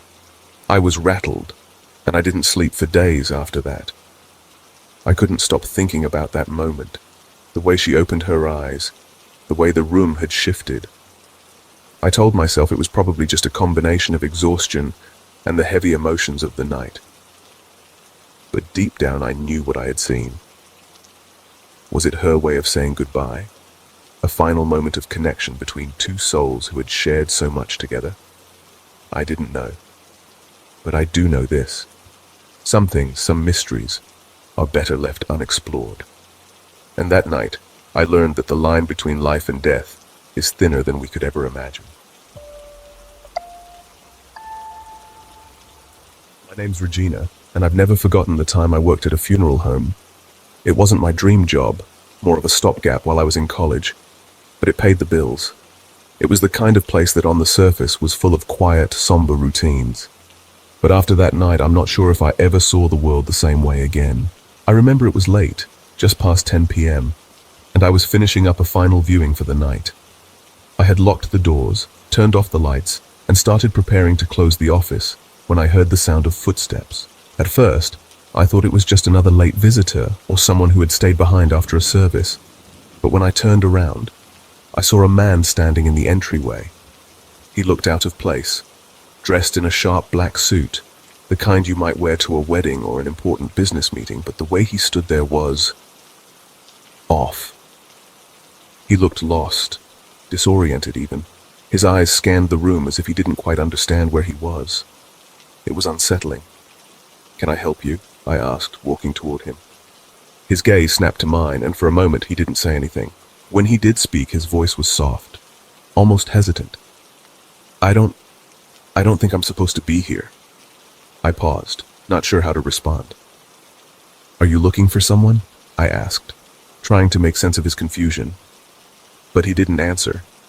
Instead, he looked past me, his eyes clouded with uncertainty. "I think I made a mistake," he murmured before turning away. And then, just like that, he walked out. I was a little confused, but I didn't think much of it at the time. People grieve in all sorts of ways, and I figured maybe he was just overwhelmed by emotion. It wasn't exactly rare for people to come in, lost in their thoughts, unable to fully process what they were going through. A couple of hours passed, and I was about to lock up when something caught my eye. I glanced over at one of the unused viewing rooms, and to my surprise, I saw the same man sitting alone in one of the chairs. The room was dark, save for a faint light from the hallway, and he was just sitting there, motionless, staring at the empty space where the casket should have been. My heart skipped a beat. This room hadn't been in use all day, and I was certain no one was supposed to be there. I walked closer to the door, trying to get his attention. "Excuse me, sir," I called softly, but he didn't respond. I tried the door, but it was locked. Something wasn't right. I stepped back, panic creeping into my chest. No one else had a key to that room, except for the director and the security guard.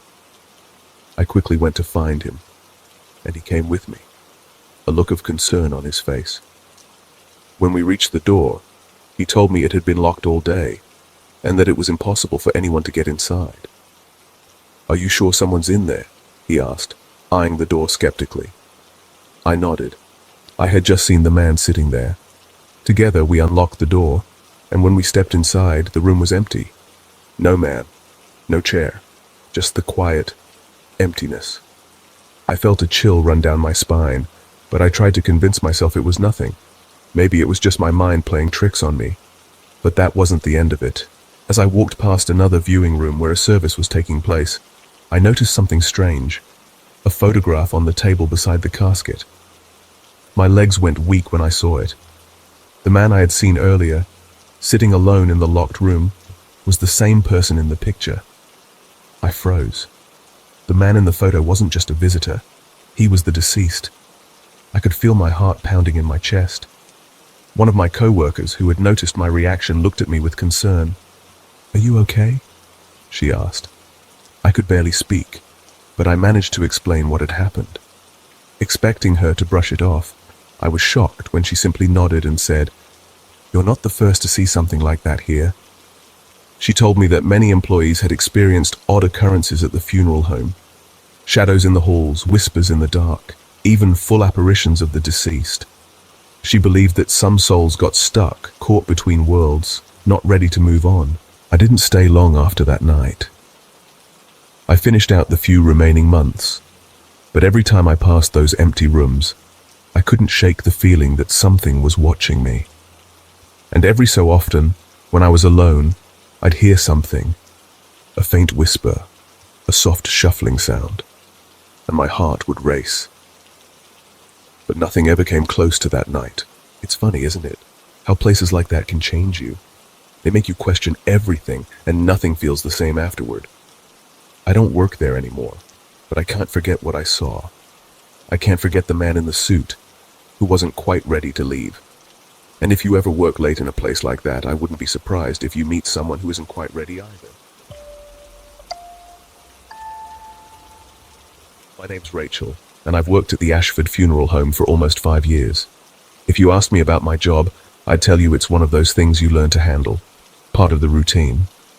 But some nights, like the one I'll never forget, the things we deal with go beyond what you can explain away with logic. It was a cold Tuesday evening when the body of a man came in.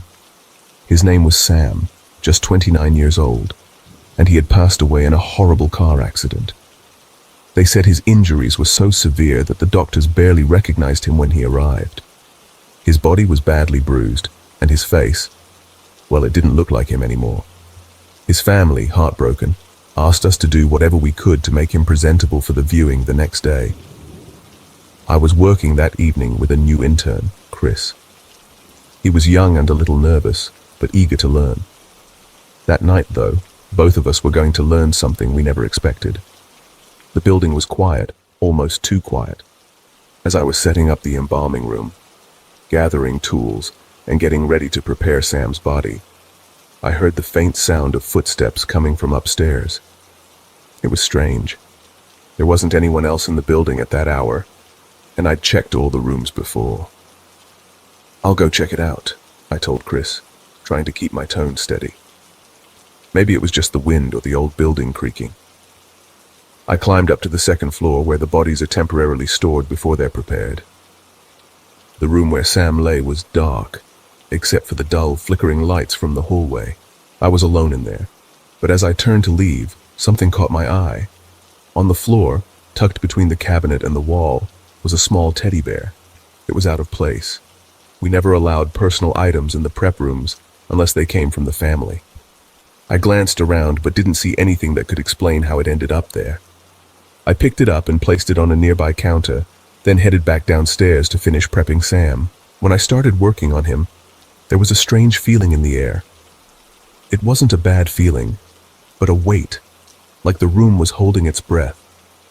As I cleaned his wounds and applied embalming fluids, I swore I heard whispers, soft, like voices just on the edge of hearing. I looked at Chris, who was focused but didn't seem to notice anything. I didn't say anything, but I couldn't shake the feeling that something was off. And then, it happened. I was leaning over Sam's body, adjusting the position of his arms when I heard it clear as day. A soft, raspy voice, barely above a whisper, right in my ear. "Give it to her." My body went rigid. I turned quickly, but there was no one there. The room felt colder, and for a moment I was sure I had imagined it. Chris looked up, noticing my pale face. "What's wrong?" he asked, his voice filled with concern. "Did you hear that?" I whispered, my voice shaky. "Hear what?" I shook my head, unwilling to admit I was rattled by something I couldn't explain. I decided to push through and finish the job, but as I continued working, I noticed something that made my stomach twist. Sam's head, which had been perfectly still when I started, was now slightly turned toward the small teddy bear I had left on the counter. His eyelids, which had been shut tight, were now halfway open. It was as though he was looking directly at the bear. I didn't want to scare Chris, so I just muttered, "Let's finish up." The rest of the night passed in silence. I couldn't stop thinking about what I had seen. Something wasn't right, but I couldn't figure out what. The next morning, when Sam's family arrived, his wife was a mess. She was clinging to a small bag, tears streaming down her face.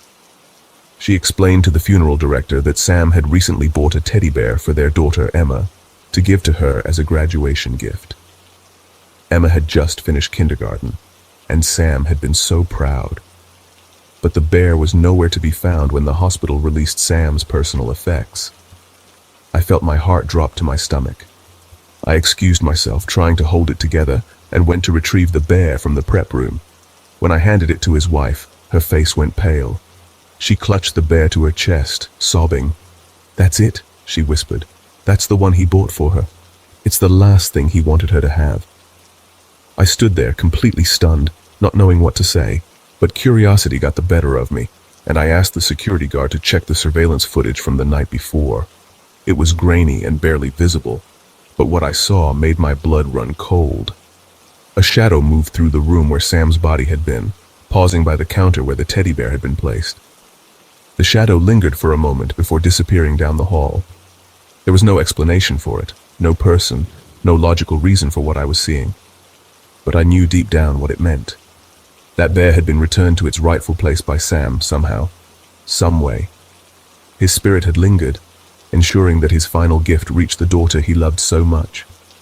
And even though I couldn't explain it, I couldn't deny that it was a moment of connection between life and death, proof that love, in some form, transcends even the greatest of boundaries. From that night on, I couldn't help but think that maybe, just maybe, the people we lose aren't as gone as we think. Sometimes they leave pieces of themselves behind, in ways we don't always understand. I still remember that night, even though it feels like it happened forever ago. My name's Michael, and for several years, I worked at a small funeral home tucked away in a quiet town. It wasn't the kind of job that gets a lot of attention, but there's something about the work that gets under your skin. Most of the time, it's just routine, embalming, preparing bodies for viewings, managing paperwork. But every so often, something happens that makes you question everything you thought you knew about life and death. One rainy evening, I was the only one on shift.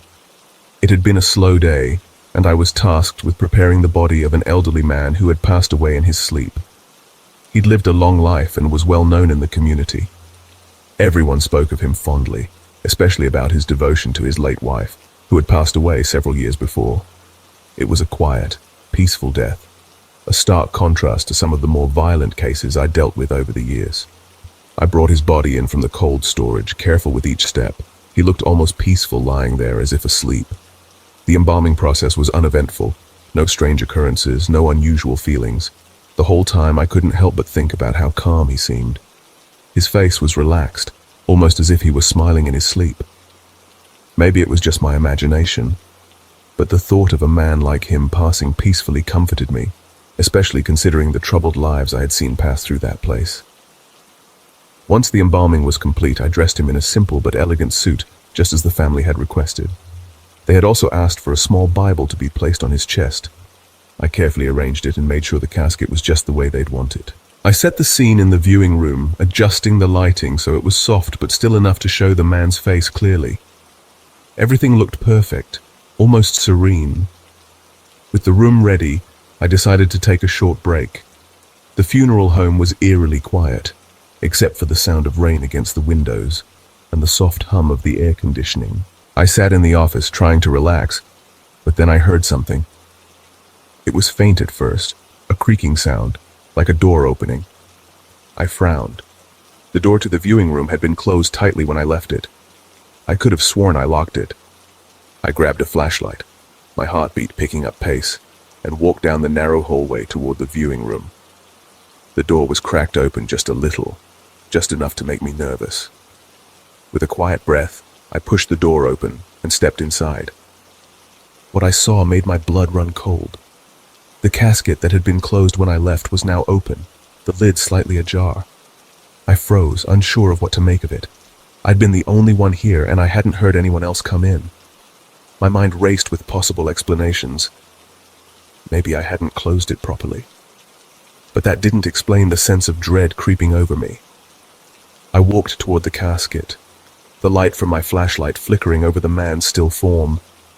His hands were still clasped over the Bible, just like I'd arranged them.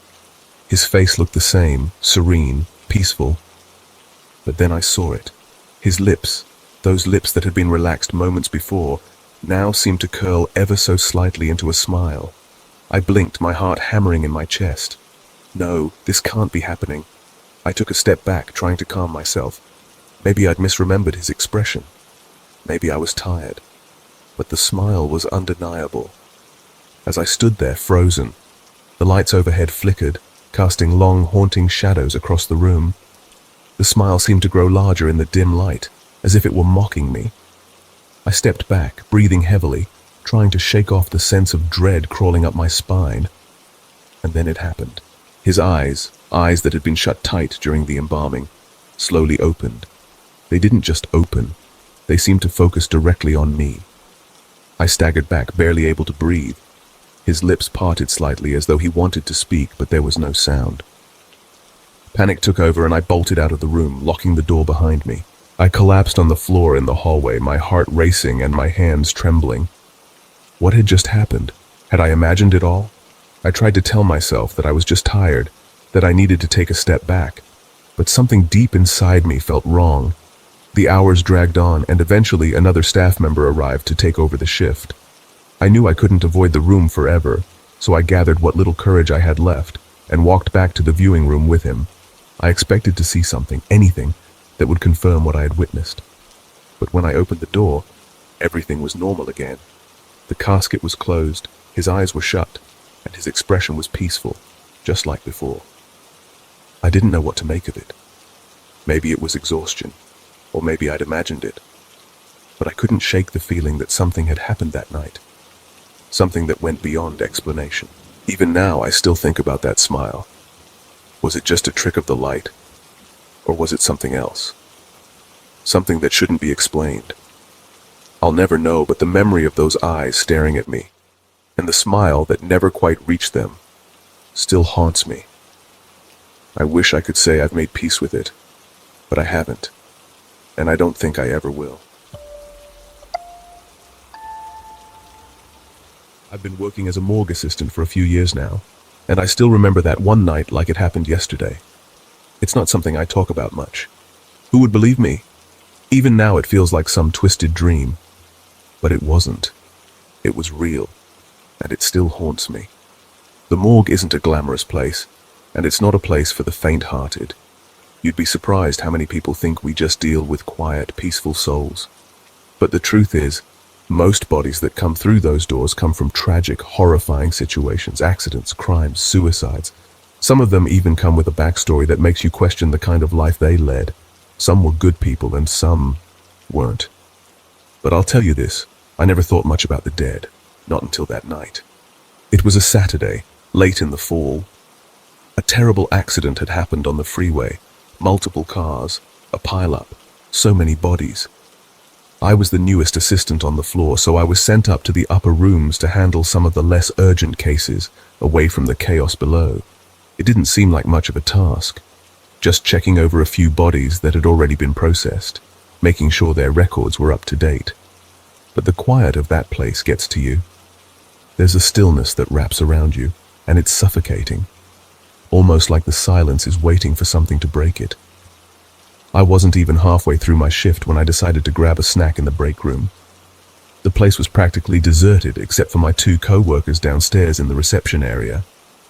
I grabbed a sandwich and poured myself some coffee, sitting down to take a moment.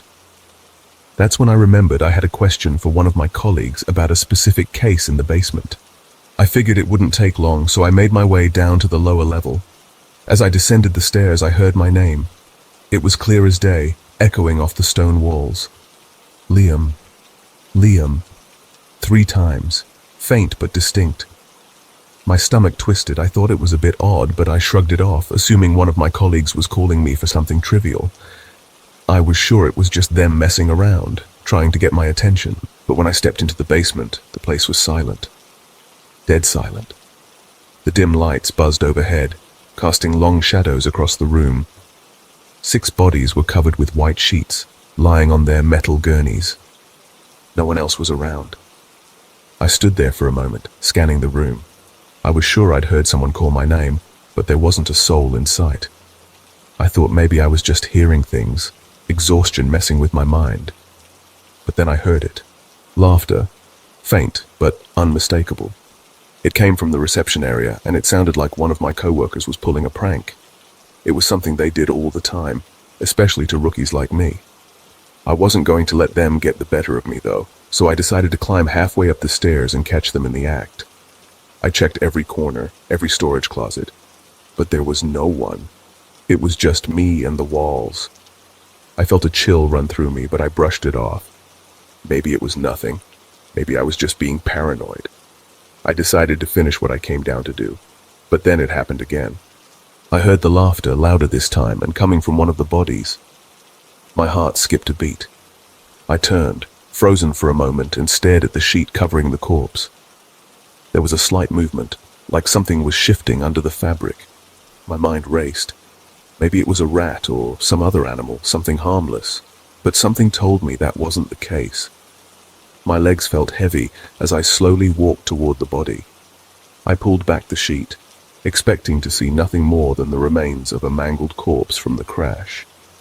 What I saw made my blood run cold. It wasn't just a body. This thing was different. Its mouth twitched, almost like it was trying to smile, its grotesque face contorting in ways that shouldn't have been possible. One eye, one single lifeless eye, was wide open, and it locked onto mine, staring directly at me with an intensity that I couldn't explain. I don't know how long I stood there. My body was frozen, my mind was racing, but my feet wouldn't move. That eye, it was like it was watching me, almost like it was aware of me. And then, as if to confirm my worst fear, it slowly shifted, turning its gaze toward me with unnatural precision. I could feel my heart pounding in my chest, my breath coming in shallow gasps. Without thinking, I turned and ran up the stairs as fast as I could. I didn't even care about my coffee or the sandwich I had left behind. All I could hear was the pounding of my own footsteps and the echo of that eerie laughter still ringing in my ears. When I reached the top, my colleagues were there, chatting like everything was normal. They stopped talking when they saw my face, pale and drenched in sweat. I could hardly speak, but I stammered out the story of what had just happened. I expected them to be as terrified as I was, but instead they laughed. They thought I was trying to pull a prank on them. They told me I was imagining things, that it was just my nerves getting the best of me. I tried to convince them, but they didn't believe me. They said I should take a break, maybe grab some fresh air. When we went back to the basement together, everything was just as it had been before. The bodies were still there, covered with the same white sheets. The room was quiet again. Nothing had changed. To this day, I don't know what I saw that night. Was it my mind playing tricks on me? Was I exhausted and hallucinating? Or was it something else entirely? Whatever it was, I can't forget that eye, the way it stared at me with such cold, empty intensity. I've been working in that morgue ever since, but I've never been able to shake the feeling that something is still down there, waiting. And sometimes, when I'm alone, I swear I can hear that faint, eerie laughter echoing through the halls again. The air inside the basement morgue was cool, almost too cold, yet the walls seemed to radiate a strange kind of oppressive heat that only I could feel. It was the middle of the night, and the fluorescent lights buzzed overhead, their flickering barely noticeable anymore after so many late shifts. I was alone, as I usually preferred to be when working. Grandpa had always warned me about this work. "Always ask permission," he would say, his voice grave and low, a rare departure from his usual good humor. Back then, I thought he was joking, just an old man spinning superstitions into my otherwise scientific world. Grandpa had spent his life as a mortician, and while his craft was precise, his tales were often anything but logical. Now, years later, I stood in his shoes, but not his beliefs. The third body of the night was laid out in front of me, a man in his 40s with no visible injuries but an expression frozen in absolute terror. His wide-open eyes seemed to track me as I moved around the room. I told myself it was just the angle, a trick of the light, but something deep in my gut felt off. I hadn't seen death quite like this before. I glanced at the clock. Almost 3 a.m., the witching hour. I gave myself a dry laugh, shaking off the chill creeping up my spine. I prepped the tools, a scalpel, forceps, all neatly arranged on the steel tray. My grandfather's voice nagged at the back of my mind. Always ask permission. I rolled my eyes, muttering under my breath, "Okay, fine, permission granted. Happy?" The words echoed faintly in the quiet room, swallowed by the hum of the lights and the faint metallic clinks of my tools. I made the first incision down the chest, my hand steady despite the strange unease that lingered. As I worked, something strange caught my attention. A smell, faint but distinct, wafted up from the body. It wasn't the usual stench of decay. This was sharp, metallic, with an undertone of something musky, ancient. It reminded me of old, damp earth, the kind that clung to forgotten relics buried too long. I leaned closer, frowning. That was when I heard it, a faint rustling noise behind me. My head snapped around, but the room was empty, as it should have been. My shift partner, Luca, had left for coffee almost an hour ago and hadn't returned. I stared at the door for a moment longer, the sound still faintly ringing in my ears, before turning back to the task. The heart came out next, its weight unnervingly heavy in my gloved hands. My breath caught as a shiver rippled through my body, a feeling like someone had brushed ice against the back of my neck. The air grew thicker, heavier, pressing down on my chest as though the room itself was alive and watching me. A movement flashed in my peripheral vision and I froze. It was a shadow, quick and fleeting, disappearing into the far corner of the room. My pulse quickened. Logic told me it was my mind playing tricks, a trick of the fluorescence. But I couldn't shake the sensation that I wasn't alone. Forcing my focus back on the autopsy, I worked quickly, but my hands trembled slightly as I prepared to examine the cranial cavity. As I made the cut, something impossible happened. A faint swirling vapor emerged from the skull, curling upward like ghostly smoke. I stumbled back, my scalpel clattering to the floor. The mist lingered for a moment, coalescing into shapes that seemed to move, faces forming and dissolving before my eyes. I blinked hard and it was gone. The morgue was silent once more. A chill swept over me, and that's when I heard it. A whisper, soft and unintelligible at first, barely more than a breath of wind. It grew louder, clearer, until one word emerged: leave. I staggered back, my heart pounding. The voice had come from the body. His lips, still as they were, had seemed to form that single word. My rational mind screamed at me to leave, to walk out and not look back, but I couldn't move. The lights began to flicker. Shadows on the walls elongated and twisted, stretching into grotesque, impossible shapes. They writhed like living things, inching closer with every flicker of light. My hands shook uncontrollably as I reached for the tray, scattering the instruments in my panic. I tried to turn toward the door, but something held me in place. It wasn't physical. There was no grip on my arms or legs. It was something deeper, something primal. And then I saw his eyes. They were open now, glowing faintly in the dim light. Not the dull stare of death, but something alive, intelligent and ancient. They bore into me, filled with unspeakable truths and endless malice. My chest tightened as the whispers rose to a deafening crescendo, a cacophony of voices speaking in a language I couldn't comprehend. Shadows began to coalesce behind me. I couldn't see them, but I felt them, massive and oppressive, leaning over me. The air turned frigid, my breath visible in short, shallow gasps. And then, as suddenly as it started, it stopped. The lights steadied, the shadows retreated, and the whispers ceased. My legs buckled, and I collapsed against the counter, gasping for air. The door flew open, and Lucas stood there, his face pale with concern. "What the hell happened to you?" I couldn't speak. The words wouldn't come, trapped beneath the weight of the memory. He helped me to my feet, his questions unanswered, and led me out of the morgue. Even now, I can't shake the feeling that I left something behind in that room, or that something followed me out. Grandpa's words echo in my mind every time I step into work. Always ask permission.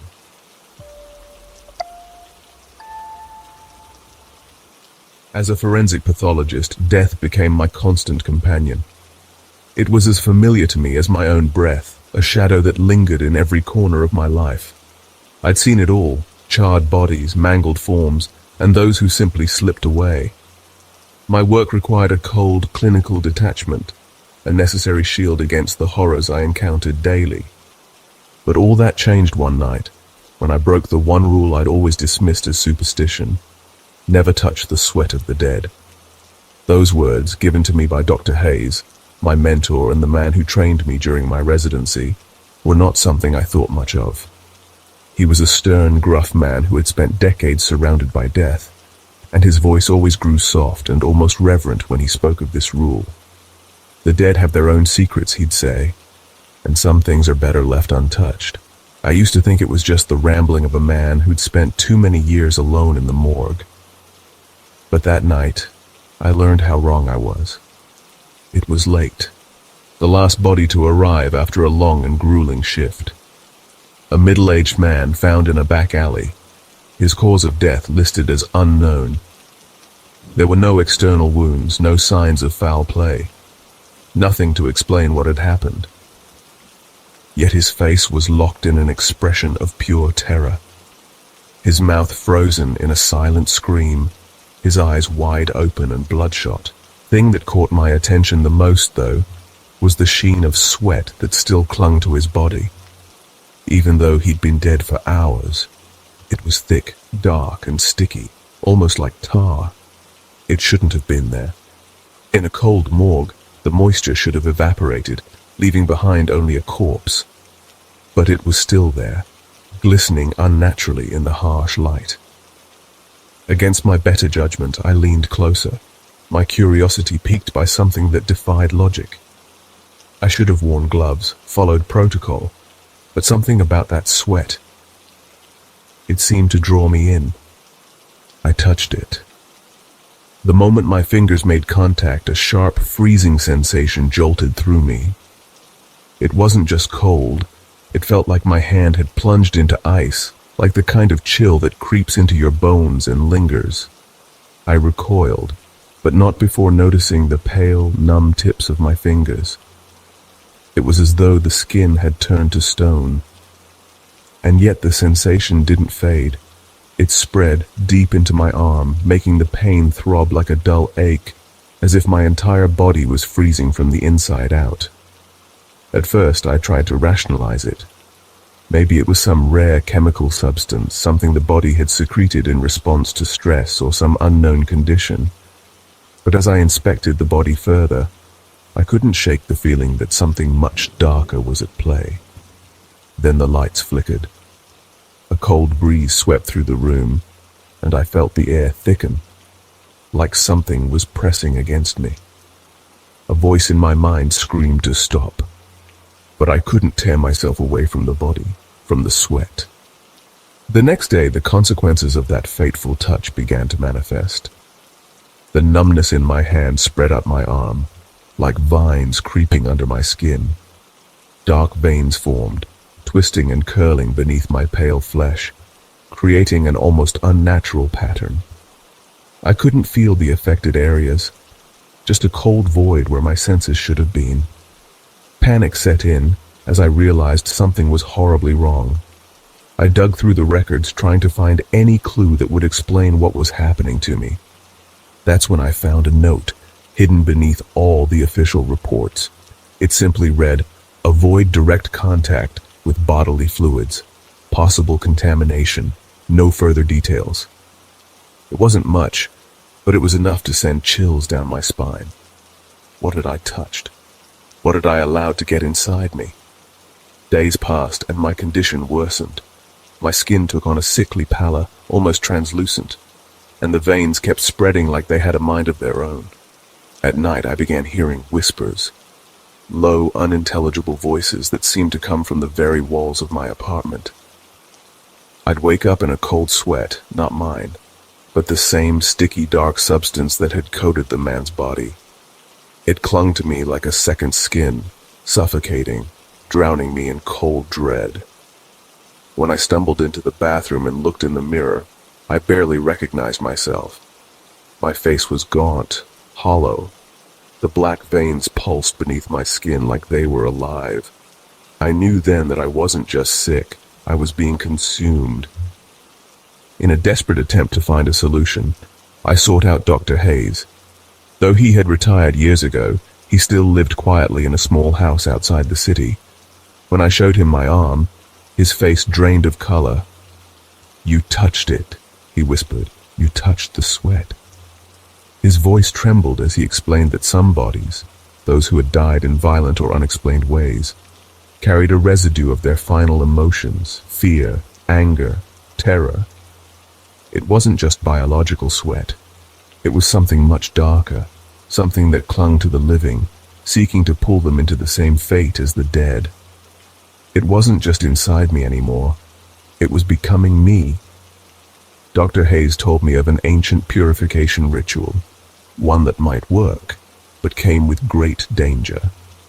It involved fire, salt, and sacred prayers meant to sever the connection between the living and the dead.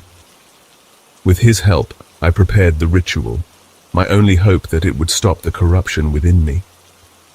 As I recited the incantations, the black veins on my skin writhed. They seemed to pull at me, like something was trying to escape, something that had once been human. The air thickened with the stench of decay, and the whispers turned into screams, piercing my mind. Shadows danced along the walls, closing in around me. Then, in an instant, the darkness erupted from my body. A plume of smoke burst forth, coiling and twisting in the air before vanishing. The room fell into a suffocating silence. The ritual had worked. Partially. The veins receded. The coldness left my bones, but something of that darkness remained. I was no longer the same. My reflection in the mirror felt wrong, like I was looking at someone else. I returned to work, but the morgue no longer felt like a place of science. Each body I examined seemed to carry a piece of that same darkness, a shadow that watched me. I couldn't escape the feeling that it was waiting for me to make another mistake. And now, every time I step into the cold, sterile halls of death, I hear Dr. Hayes's voice echoing in my mind, a reminder of the rule I had once thought was foolish. Never touch the sweat of the dead. Never imagined that a night like this would come to pass.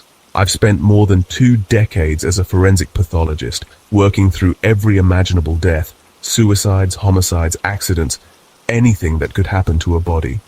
I've dissected the remains of people torn apart by violence, found answers in the most grotesque scenes.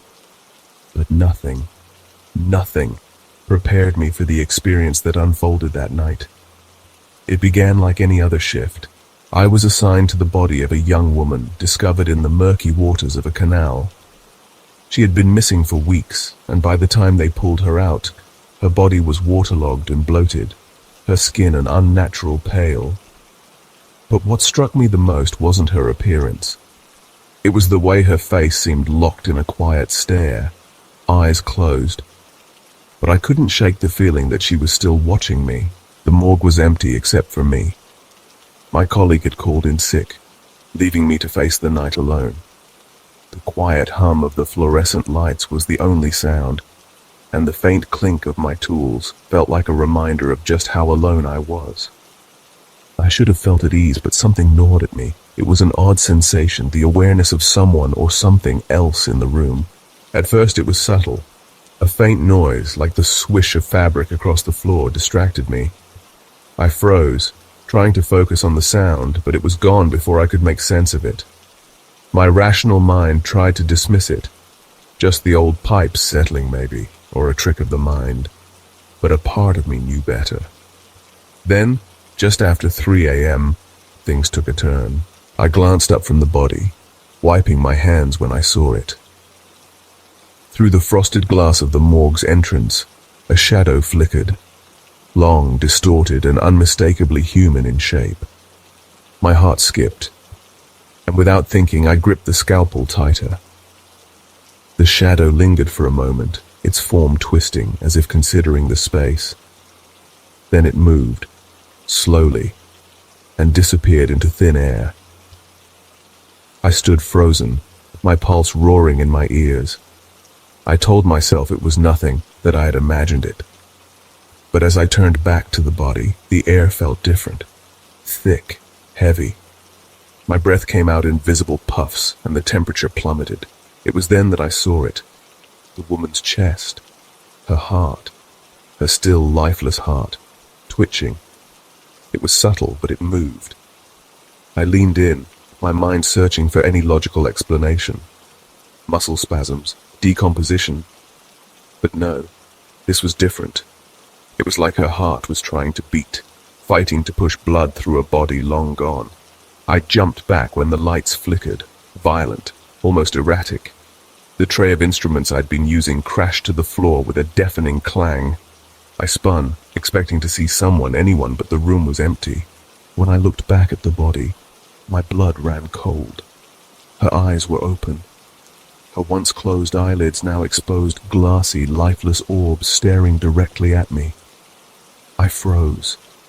My breath caught in my throat, trying to rationalize the impossible. Had I imagined it? Was this just some trick of the light, or had her eyes truly opened? Then to my horror I saw it. Her lips moved. Not a sound, just the movement of her mouth, forming a word that sent ice through my veins. Help. My heart pounded in my chest, and panic surged through me. I grabbed my suturing tools, my hands shaking, desperate to finish my work and escape. I couldn't leave her unfinished, not after what had happened.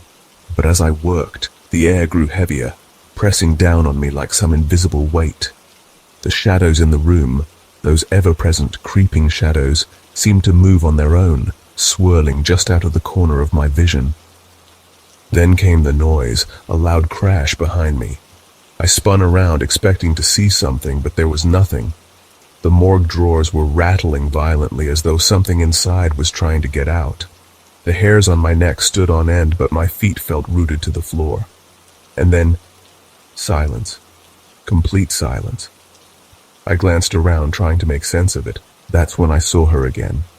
Not the body on the table, but her shadow, standing motionless in the corner, her head tilted, as though watching me. A wave of nausea hit me, and I bolted from the room. I left everything behind. The tools, my notes, my dignity. I ran until I was outside, gasping for breath in the cool night air, the fear still heavy in my chest. The next day, when I tried to tell my colleagues what happened, they brushed me off, claiming it was all stress-induced. Hallucinations, they said. But I knew what I had seen. She wasn't gone. That night changed something in me. I couldn't work alone in that morgue anymore, but the memories didn't stay there. At night, in the silence of my apartment, I would feel her presence again. A cold, almost tangible breath on the back of my neck. A whisper, faint but unmistakable, brushing against my ear. I don't know what she wanted, or if I would ever truly escape her, but I fear one thing above all else, that she'll return. And next time, she might not be so quiet. My name is Jason. I'm 27, and I work as a forensic assistant in a local morgue. People usually think that working with the dead must be morbid, but it's just part of the job. Until one night, I encountered something that shattered everything I thought I knew about life, death, and what lies beyond. It started on a particularly stormy evening. The winds howled like wolves outside, rattling the windows of the morgue. Inside, the place felt colder than usual, the dim lights flickering with every gust of wind. I was alone that night. My colleague had to leave unexpectedly due to a family emergency. The storm had made the roads dangerous, so I agreed to stay behind and finish the work. The quiet was unsettling, made even worse by the storm's relentless pounding on the roof. The morgue, with its cold steel drawers and sterile smell, always felt eerie, but tonight it seemed different. As I moved between the rows of bodies, making sure everything was in order for the morning shift, I couldn't shake the feeling that something was off. It was like the air had thickened, pressing in on me. I tried to ignore it, blaming the storm, but every shadow seemed to stretch longer than it should. Every noise seemed louder than usual. Around 2 a.m., when the storm was at its peak, I heard something. It was a faint sound, soft, like a whisper. At first I thought it was just the wind, but then it came again. I stopped dead in my tracks, straining to hear over the thundering storm, but the sound vanished as quickly as it appeared. My mind raced with possibilities. Maybe it was just the building settling. Maybe it was my tired brain playing tricks on me. I brushed it off, trying to focus on finishing my tasks. I had just completed the final autopsy for the night and was about to clean up when it happened. The temperature in the room suddenly dropped, and I felt a chill crawl down my spine. As I turned to head toward the exit, I froze. A body, one I was certain had been in its compartment moments earlier, was no longer lying still. It was upright. The man in his early 40s was pale, his skin stretched tight over his bones. His eyes were wide, glassy, and vacant. His limbs moved with unnatural jerks, stiff and uncoordinated, as if his body was rebelling against the rigor mortis that had set in. He stumbled forward, his feet dragging across the cold floor, coming closer to me. My body refused to move. I couldn't breathe, couldn't speak. My mind screamed that this was impossible, that it wasn't happening. Was it a prank? Had someone slipped in to play a cruel joke on me? But no, the way he moved, unnatural, jerky, made my skin crawl. The corpse stopped right in front of me, collapsing with a heavy thud. I stood there, unable to comprehend what I had just seen. My legs felt like they were made of stone as I slowly approached, desperately hoping that when I touched the body, it would be just another macabre trick. But as I knelt down, his head shifted. His glassy eyes met mine, and his lips trembled. I watched, horrified, as they parted slightly, forming the words "help" without making a sound. My heart pounded in my chest. Panic flooded me and I backed away, my mind racing. I couldn't think. I had to get out, but before I could react further, a deafening crash of thunder shook the building, and the lights flickered. When they returned, the room was plunged into darkness. I froze, every muscle in my body tense. The storm outside roared, but inside there was only silence, thick and suffocating. I held my breath, listening, waiting, but I heard nothing. Then, for a split second, the room lit up again, and I saw it. The body was gone. The space where it had been was empty. The compartment door stood slightly ajar, swinging as if someone, or something, had just left. I didn't think, I just ran. My legs carried me out of that morgue faster than I thought possible. I burst through the door into the rain-soaked night, my heart pounding in my chest. I didn't care about the storm. I just had to get away from that place. The next day, I returned, expecting everything to be back to normal. But the morgue felt wrong. My colleagues carried on with their usual routines, unaware of what had happened the night before. The bodies were where they should be, peacefully resting in their compartments. I began to wonder if I had imagined everything. Was I so tired that my mind had tricked me? But then, just a week later, the storm returned, and with it, the same oppressive feeling from that night. The walls of the morgue seemed to close in on me as I worked in the same preparation room, sorting through files. And then I heard it again, that groan, low and mournful, like the sound of someone in deep sorrow. It was coming from compartment 23. My heart raced as I approached. The door was shut, but the sound, the groaning, continued. I reached for the handle, every instinct screaming at me to turn and leave, but my hand wouldn't stop. I opened the door, and there he was, the man. But now his eyes were wide open, staring directly at me. His mouth was open, stretched into a silent scream that sent chills straight to my core. Before I could react, the room was lit by a sudden flash of lightning, and I saw it. A shadow. Not just any shadow, but a figure, humanoid in shape, standing beside the body. It absorbed the light around it, its edges distorting and wavering like smoke. The cold from that night returned, wrapping itself around me, sapping my strength. I slammed the compartment shut and ran, not stopping until I was outside, soaking wet and shaking uncontrollably.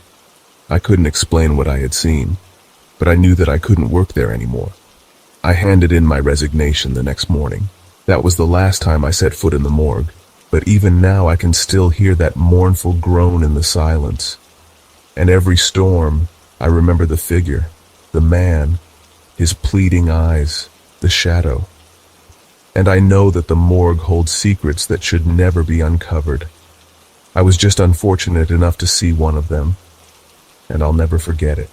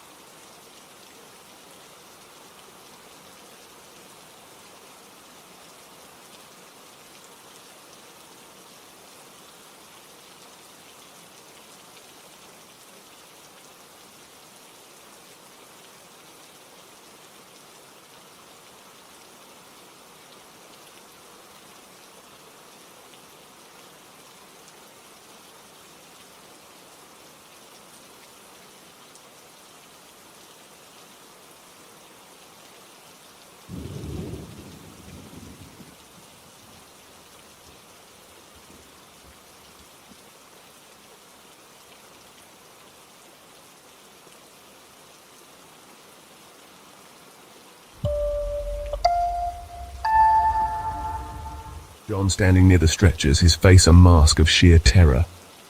The sheets that had previously vanished now draped the children's bodies once more. But something was wrong, terribly wrong. The sheets were moving. I froze, unable to comprehend what I was seeing. The faint sound of giggling, high-pitched and eerily joyful, filled the room, cutting through the oppressive silence like a blade. My breath caught in my throat as I forced myself to move closer. "John," I called, my voice trembling. "What's going on?" He turned to me, his eyes wide and glistening with tears. They're moving under the sheets. I swear, Maggie, I didn't touch anything. They're alive." I wanted to dismiss his words as stress-induced hysteria, but then I saw it for myself. A small, hand-shaped imprint pressing against the white sheet that covered the youngest child.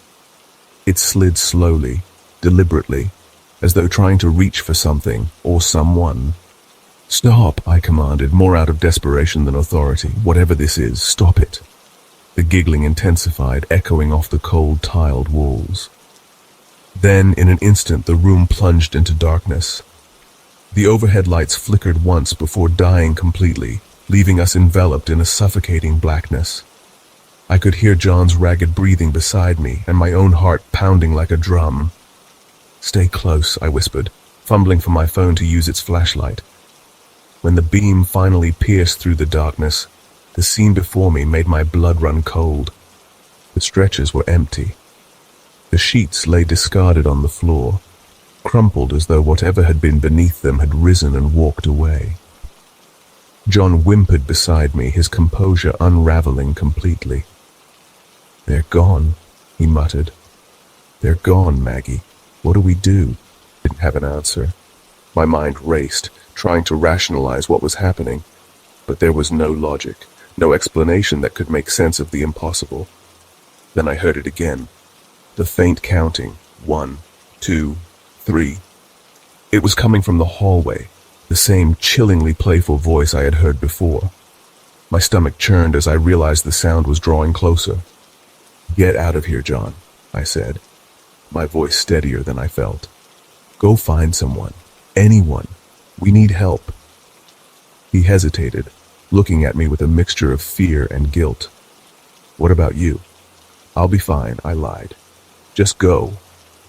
Reluctantly, he nodded and sprinted out of the room, his footsteps echoing in the empty corridor. I turned back to the stretchers, my flashlight shaking in my hand. The counting stopped abruptly, replaced by a soft whispering sound that seemed to come from everywhere and nowhere at once. "Why didn't you save us?" The voice was barely audible, but it carried a weight that crushed the air from my lungs. I spun around, shining my light wildly, but the room was empty. "I tried," I said aloud, unsure if I was speaking to myself or whatever entity had taken hold of the morgue. "I swear, I tried." The whispers grew louder, overlapping into a chaotic cacophony that made it impossible to think. Shadows began to move on the walls, taking on forms that resembled small, childlike figures. They reached out toward me, their hands stretching unnaturally long, as if to pull me into the darkness with them. "I'm sorry," I cried, my voice breaking. I didn't know you were murdered." The shadows froze, their shapes flickering like dying flames. For a moment the room fell silent, and I thought it was over. But then a cold, tiny hand touched mine. I screamed and jerked my hand away, dropping the flashlight. It hit the floor and spun, casting disorienting beams of light across the room. When I bent to retrieve it, I saw them. 3 pale, translucent figures standing side by side. Their faces were unmistakable. The boy, the girl, and the older child we had examined earlier. "Help us," the boy whispered, his voice trembling with a mixture of fear and desperation. "Don't let him hurt us again." "Him?" I asked, my voice barely a whisper. "Who's him?" Before they could answer, a low, guttural growl filled the room, sending a wave of primal fear through me. The children's spectral forms flickered and began to fade, their expressions shifting from pleading to pure terror. "He's coming," the older child warned. "Run!" The room erupted in chaos. The lights flickered violently, and a deep, oppressive shadow began to seep through the walls, coalescing into a towering figure with glowing red eyes. I didn't wait to see what it would do. Grabbing the flashlight, I bolted from the room, my only thought to find John and escape this nightmare. I found him in the main hallway, surrounded by a group of security guards and hospital staff. His face lit up when he saw me, but his relief quickly turned to alarm as he took in my disheveled state. "What happened?" he asked, grabbing my shoulders. "They're still here," I said, struggling to catch my breath. "And so is something else. Something evil." The staff exchanged skeptical glances, but I didn't care if they believed me. I knew what I had seen, and I knew we had to leave. Now. We evacuated the morgue that night, and I never set foot in it again. The children's bodies were quietly transferred to another facility, and the official report attributed their deaths to a tragic accident. But I knew the truth. Even now I can still hear their voices sometimes. Soft, distant whispers that haunt my dreams. They're waiting, trapped between worlds, their souls crying out for justice. And I fear that as long as their killer walks free, they'll never find peace. Ever since I was a little kid, I had a knack for understanding things most kids my age couldn't wrap their heads around. Especially death. While my classmates shied away from the mere mention of it, I found myself fascinated, not morbidly but curiously, like a kid studying a complex puzzle. My mum used to say I was strange, but she never stopped me from asking questions or shadowing my dad. He was a mortician, and for me, the quiet of the funeral home felt oddly calming. As I grew older, that fascination became my calling. My name is Aaron Clark, and I work as a mortician. It's not glamorous, but it's important. Every day I face death not with fear, but with respect. This isn't just a job. It's a way to honor the lives that came before, ensuring their final moments are treated with care and dignity. The story I'm about to share isn't something I tell lightly. It's not just strange, it's terrifying. And it happened to me. My first job as a mortician was in a small, sleepy town nestled between rolling hills and endless forests. It was the kind of place where everyone knew everyone, and nothing much ever happened. The funeral home, an old brick building with creaking floors and an ever-present chill, became my second home. It was here that I began to truly understand the weight of my work. One evening I was running behind schedule. The day had been relentless, with more cases than usual. Among them was a young girl, about 14, who had died in a car accident. Her parents wanted her to look as peaceful as possible, so I spent extra time ensuring she appeared as though she were merely sleeping. When I finished, I felt a strange sense of accomplishment, a bittersweet pride in giving her family a moment of peace.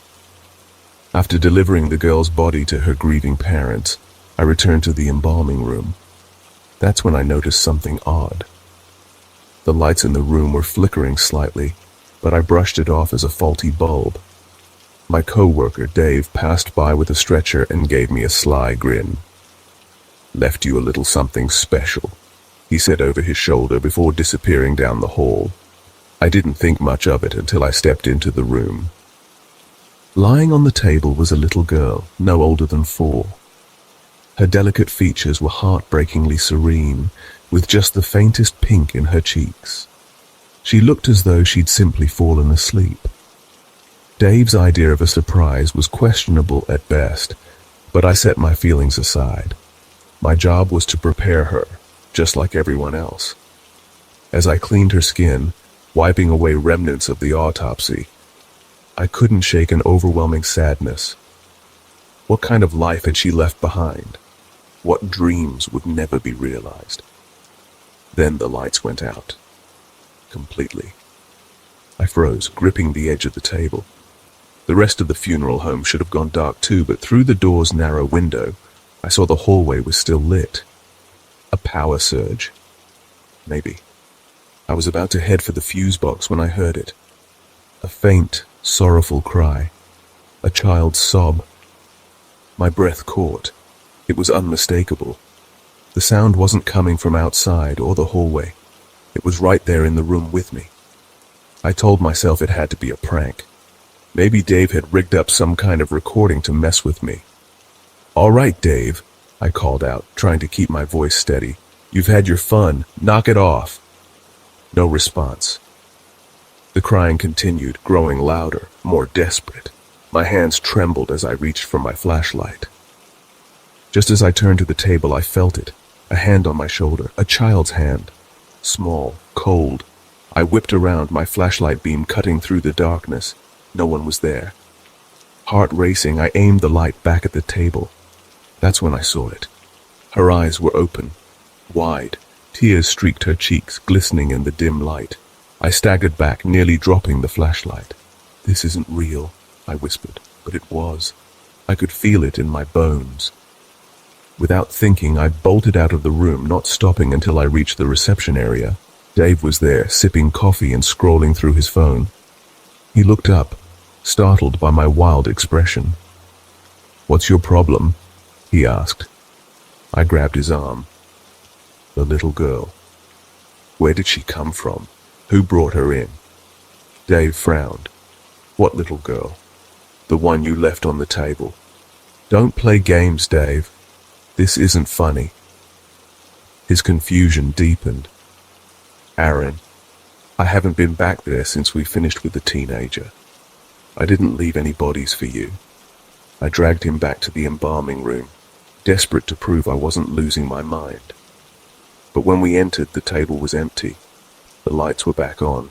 The room was exactly as I'd left it, before the girl appeared. Dave looked at me like I'd lost it. "See? Nothing here. You've been working too hard." I checked the logbook, hoping for proof that she'd been real, but there was no record of her arrival. Nothing. That night I couldn't sleep. I replayed the events over and over, trying to make sense of them. Logic failed me. I wasn't the kind of person who believed in ghosts or the supernatural. But this felt real. Around midnight, as I lay on the couch in the staff room, an icy chill swept through the air. It wasn't the kind of cold you fix with a blanket. It was deeper, almost alive. I sat up, every nerve on edge. And there she was, standing in the doorway, her silhouette barely visible in the faint light. She didn't move. She just stood there, staring at me with those wide, tear-filled eyes. My chest tightened, and my breath came in shallow gasps. "What do you want?" I managed to whisper. Her lips parted, and she spoke in a voice that was soft yet piercing. "Help me." I wanted to run, to scream, but I couldn't move. The weight of her words pinned me in place. Before I could respond, she vanished, leaving behind nothing but the lingering chill. The next morning, I submitted my resignation. I couldn't stay, not after that. Even now, years later, I can still hear her voice in my dreams. Help me. I'll never know what she needed or why she came to me, but one thing is certain. Some mysteries aren't meant to be solved. It was supposed to be just another day at work, or so I thought. My name is Ethan Calloway, and for the past 3 years, I've been working at a private funeral home nestled in the heart of a quiet New England town. It wasn't glamorous work, but it was steady, and in some ways it felt important, a way to honor lives now past. That illusion of dignity shattered the day I walked into the embalming room and saw the unthinkable. Mrs. Adeline Marsh, a beloved figure in our community, was seated upright in front of a camera. Her pale, lifeless body was manipulated like a macabre puppet, while Clara, my colleague, directed the grotesque scene. Her hands moved with precision, adjusting Mrs. Marsh's head for the perfect angle, a wicked smile playing on her lips. The sharp scent of formaldehyde mixed with the unsettling hum of Clara's laughter. "What are you doing?" I shouted, my voice trembling with equal parts anger and disbelief. This is disgusting." Clara turned her head slowly, unfazed by my outrage. "Relax, Ethan. It's for the family. They'll pay extra for this. I froze. The weight of my own culpability hit me like a freight train. I'd been the one who set this horrifying chain of events in motion. It all started 2 years earlier, during the winter of 2021. The pandemic was still raging and death felt omnipresent. Our funeral home, like many others, was overwhelmed. Refrigerated trucks lined hospital parking lots, morgues ran out of space, and every day felt like a losing battle against the inevitable. Families weren't allowed to attend viewings or say proper goodbyes. Protocols were strict. Bodies were sealed in coffins or cremated immediately. The grief was suffocating, and we were its unwilling gatekeepers. One afternoon, a man named Sam, a childhood friend I hadn't seen in years, came to me, his eyes red from crying. His father had passed away, and the thought of not being able to say goodbye gnawed at him. "Ethan, please," he begged. "Just a picture. One photo. I need to know he's really gone, that he's at peace." I hesitated. The rules were clear, but looking at Sam, broken and desperate, I caved. Slipping into the preparation room, I took a single, solemn photo of his father and handed it over. Sam hugged me, tears spilling down his cheeks, and pressed a crumpled $20 bill into my hand. I didn't want it, but he insisted. "Thank you. This means the world to me," he said. "I thought it was a one-time act of kindness. I was wrong." Clara had seen me take the photo. She approached me the next day, her sharp features lit with a kind of cruel excitement. "You know, Ethan, you're onto something," she said. "We could make this a service. Offer families a chance to see their loved ones one last time. For a fee, of course." "No," I said immediately. "It's wrong." But Clara was persistent. Her arguments chipped away at me over weeks. "We're helping them," she would say. "Closure, Ethan. Isn't that what this job is about?" Eventually, I relented. Not because I agreed, but because I was exhausted. The moral lines blurred too easily in the chaos of those days. What started with discreet photos soon escalated. Clara, ever the opportunist, began pushing for videos. She even added creative touches, adjusting the deceased to appear more lifelike. It was grotesque, but families were willing to pay, and Clara was making a small fortune. Things took a darker turn 3 months into this operation. One evening, as I stayed late to finish paperwork, I began hearing faint whispers. At first I thought it was the wind, but the voices grew louder, more distinct. "Why?" they whispered, their tones filled with anguish. "Why did you do this to us?" I bolted upright, heart pounding, but the room was empty. The whispers didn't stop. They followed me down the hall, echoing in the still air.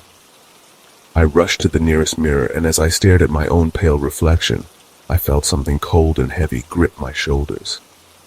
There was no one behind me. I stumbled back, my chest heaving, the grip tightening until it vanished as suddenly as it appeared. The next day, Clara was uncharacteristically quiet. She avoided the embalming room altogether and refused to make eye contact with me. My unease grew when I noticed her whispering with some of our co-workers, all of whom fell silent the moment I entered the room. That evening, I stayed late again, determined to uncover the truth. As I rounded the corner near the embalming room, I saw Clara handing an envelope to a stranger. He was gaunt, with sunken eyes and a jittery demeanor. My stomach churned. "Who was that?" I demanded once the man left. "No one," she snapped. "Mind your own business, Ethan." But it was my business. This had gone far beyond any semblance of decency. A week later, as I walked home, I encountered a peculiar old man dressed in a gray overcoat and a battered fedora. He stopped me on the sidewalk, his piercing blue eyes locking onto mine. "You need to stop," he said, his voice raspy and low. "Stop what?" I asked, though I already knew. "You've disrespected the dead. They know and they're angry. If you don't end this, they will." Before I could respond, he turned and disappeared into the night. The warnings escalated. The whispers returned, louder and more insistent. My co-workers began complaining of strange occurrences. Lights flickering, objects moving on their own. Clara grew paranoid. insisting someone was following her. Then one morning, she didn't show up to work. When I called her, she answered in a whisper. "They're here, Ethan. They're in my house." "Who?" I asked, my voice shaking. "The dead," she said before the line went dead. 2 days later, Clara's body was found in her apartment. The cause of death was ruled a heart attack. But I knew better. The old man's words echoed in my mind. They will. I resigned from the funeral home that same day.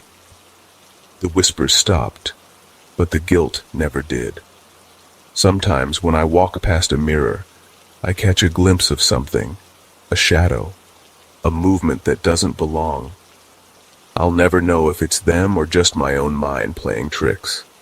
But I'll always remember the old man's warning. The dead don't forgive. It started as just another late shift, but that night the air felt heavy, like the building itself was holding its breath. My name is Ella, and I'd been working at the hospital morgue for 6 months, a job most people wouldn't take, but the quiet suited me. That night, though, was anything but quiet. The morgue lights hummed faintly overhead as I walked into the room. My colleague Matt was already there, standing near the stretchers with a look that made my stomach twist. He wasn't the kind of guy who spooked easily, but his face was pale, his eyes darting around as if expecting something to jump out at him. "What's wrong?" I asked, my voice low but steady. He pointed at the stretchers. There were 3 of them, lined up neatly, the bodies covered in white sheets. But the sheets, they were moving. Slowly, almost imperceptibly, like something beneath them was shifting. "I didn't touch anything," Matt stammered, his voice barely above a whisper. "They just started moving." I wanted to tell him he was imagining things, that maybe the air conditioning was causing the fabric to stir, but the moment I stepped closer, I saw it for myself. A small handprint pressed against one of the sheets, tiny fingers pushing up from underneath. My breath hitched, and I instinctively took a step back. "What the hell?" I whispered. Before I could finish, a faint giggle echoed through the room. High-pitched and childlike, it sent a chill down my spine. Matt and I froze, exchanging a look that needed no words. We weren't alone. "Turn on the lights," I said, my voice trembling.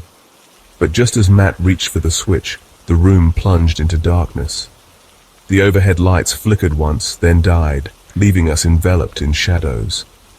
I fumbled for my phone, my hands shaking as I activated the flashlight. The beam cut through the darkness, revealing a scene that made my blood run cold. "They're gone," Matt choked out, his voice trembling. "Ella, what's happening?" "I don't know," Ella said, trying to keep her voice steady, though her heart was pounding in her chest.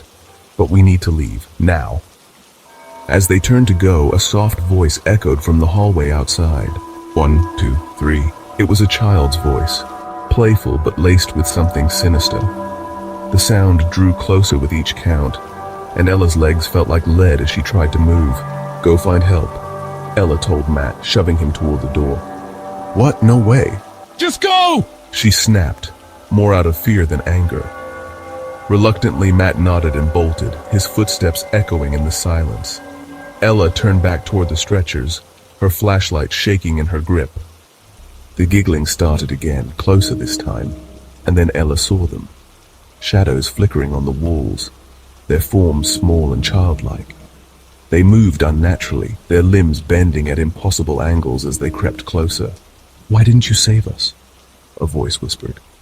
It was soft, almost gentle, but it carried a weight that made Ella's knees buckle. "I don't know what you mean. I don't even know who you are." The shadows stilled for a moment. Then one of them stepped forward. It wasn't a shadow anymore. It was a boy, no older than 8, his translucent form glowing faintly in the dark. Behind him, 2 other figures appeared, a girl with pigtails and an older child who might have been a teenager. Their faces were pale, their eyes wide with fear. "Help us, don't let him hurt us again." Who hurt you?" Before he could answer, A low growl filled the room, a sound so deep and guttural it made the walls vibrate. The children's faces twisted in terror, and they began to fade. "He's coming, run!" I didn't need to be told twice. Grabbing my flashlight, I sprinted for the door, my mind racing. I found Matt in the hallway, surrounded by security guards and hospital staff. He looked relieved to see her, but his expression quickly changed when he saw the panic on her face. "They're still here, and something else is too, something evil." The staff exchanged skeptical looks, but she didn't care. I grabbed Matt's arm and pulled him toward the exit. The chill of the old hospital basement was something I'd grown used to over the years. Working as a coroner in an understaffed rural town wasn't glamorous, but it was steady work, and the quiet suited me. My name's Owen, and I've spent a decade among the dead, documenting their stories through scalpel and report. If you do this job long enough, death becomes routine, a puzzle to solve, not something to fear, or so I thought. It started on an overcast Wednesday, just past midnight. A call came in about an unidentified woman found near the edge of the lake. The sheriff, a man named Amos with tired eyes and a heavy limp, delivered the body himself. "Good luck, kid," he muttered as he handed me the paperwork. His tone wasn't ominous, just weary, but it lingered with me. Amos rarely spoke in riddles. The woman was young, mid-20s I guessed, and strikingly beautiful, even in death. Her auburn hair framed her face like a painting, her skin pale but unblemished. She could have been asleep. According to the report, there were no visible injuries. Drowning, maybe, a toxic reaction. I wouldn't know until I began the autopsy. Unzipping the body bag felt oddly intrusive, like I was peeling back a layer of privacy she hadn't consented to share. Her hands were folded neatly, and there was something unsettling about their stillness, as though they held secrets I wasn't meant to uncover. The room was cold, colder than usual, but I dismissed the thought. It was always cold here. The initial examination was straightforward. No bruising, no broken bones. Her organs appeared normal, though her heart showed faint signs of discoloration, a detail I jotted down absently. That's when I noticed it, a single tear trailing from the corner of her eye. I leaned closer. Was it condensation? No, the liquid had the unmistakable sheen of salt water. Strange, her pupils too were dilated, as though she'd seen something in her final moments that defied explanation. As I turned her over to examine her back, I felt a faint vibration beneath my gloves, a twitch. Post-mortem spasm, I told myself. It happens. But when I rolled her back, her body seemed warmer than before. Impossible. The refrigeration units ensured a constant icy temperature. I stepped back, rubbing the back of my neck, suddenly aware of how quiet the room had become. The hum of the overhead lights felt distant, muted. I decided to take a break, stepping into the hallway for air. The hospital basement had no windows, just concrete walls and fluorescent lights that hummed faintly, like an uneasy lullaby. I'd been working long hours, and fatigue could explain the oddities. Still, something gnawed at the edges of my mind, a feeling I couldn't shake. When I returned, I froze in the doorway. The woman's right arm, which I'd left resting at her side, was now draped across her chest. My stomach dropped. I scanned the room, half expecting someone to step out from the shadows, laughing at the elaborate prank. But there was no one, just me and her. Swallowing hard, I repositioned the arm and continued my work. As I sutured the chest incision, I felt a faint movement beneath my fingers. Not a spasm this time. This was deliberate, reactive. Her skin, once cold, now seemed to pulse with a faint warmth as though life was seeping back into her. I told myself it was an illusion, my overworked brain playing tricks. And then her eyelids twitched. I froze. The next few seconds stretched into eternity, Slowly, impossibly, her eyes opened. They locked onto mine with a clarity that shouldn't have been possible. My breath hitched, my hands trembling. Her chest rose sharply as she gasped, the sound echoing like a scream in the silence. She sat up suddenly, her movements jerky and uncoordinated, like a marionette learning its strings. "Where am I?" she whispered, her voice raspy and strained. Her gaze darted around the room, wide and terrified. I couldn't answer. My mind screamed at me to run, but my legs refused to obey. Her hands clutched at her throat as though remembering something terrible. That's when I noticed them. Thin, purple lines circling her neck in intricate patterns. They weren't bruises. They looked deliberate, almost ceremonial. Her fingers traced them absent-mindedly before she locked eyes with me again. "Help me," she pleaded, her voice cracking. I grabbed a blanket and draped it over her trembling shoulders, my hands shaking as I tried to steady her. She flinched at my touch, her entire body recoiling as though the blanket itself was searing her skin. Her face twisted in pain, and then, suddenly, she screamed. A raw, guttural sound that pierced the room and made my blood run cold. The surgical trays rattled, instruments clattering to the floor. She stumbled off the table, her legs buckling beneath her. As I rushed to catch her, she spun toward me, her glassy eyes filled with something unnameable. A fury, a sadness, a despair too vast to comprehend. Her lips parted as though to speak, but no sound came. Instead, she collapsed into my arms, her body limp and lifeless. This time there was no pulse, no faint warmth, just the cold, unyielding weight of death. When the sheriff returned the next morning, I handed him the completed report, my face carefully blank. "Nothing unusual," I said when he asked about the night. I couldn't bring myself to tell him. How could I? No one would believe it. But I know what I saw. And every night since I've felt her presence lingering just beyond the edge of the shadows. Sometimes I hear her voice, a faint, desperate whisper, "Help me." And I know, deep down, that this isn't over. Death might have taken her, but it hasn't let her go. And now it watches me too, waiting for the moment when it will drag me into its cold, merciless embrace. My name is Javier Ortega, and I've been a coroner for over a decade. In that time, I've encountered the kind of things that would make most people shudder and turn away. I thought I'd seen everything, until one night, the line between the living and the dead blurred in a way I will never forget. It was a cold and relentless Thursday evening, the type that seems to seep into your bones no matter how many layers you wear. The city was quiet, save for the occasional echo of distant thunder that signaled an approaching storm. I was the only one left in the morgue. The others had gone home early, eager to avoid getting caught in the downpour. The quiet was almost oppressive, broken only by the hum of the overhead lights and the faint creak of the aging building. The case I had been assigned that evening was tragic. A young woman, maybe 25, had died in a car accident. She was pregnant, only a few weeks away from her due date.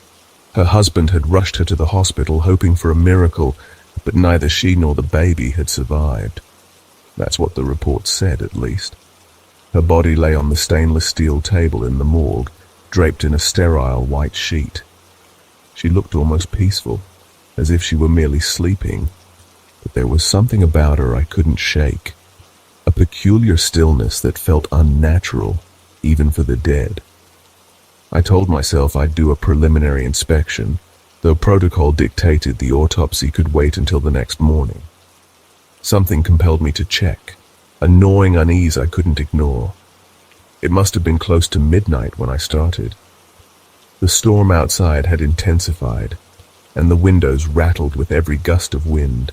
As I stood over her preparing my tools, a sound broke through the silence.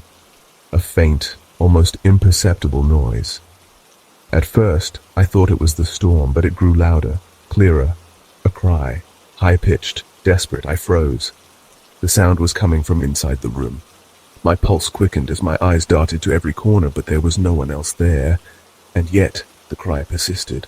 My stomach turned when I realized it was coming from the woman's body, the cry of a baby. Every rational thought screamed at me that this was impossible. Dead bodies don't make sounds, and babies aren't born post-mortem.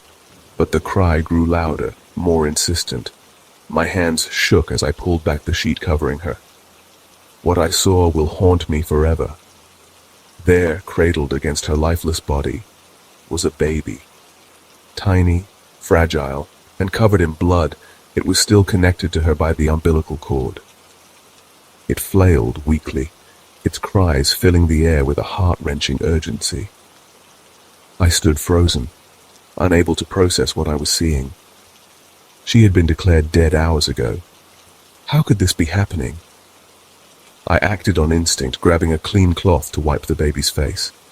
Its tiny chest heaved as it struggled to breathe, and for a moment its dark eyes opened, locking onto mine.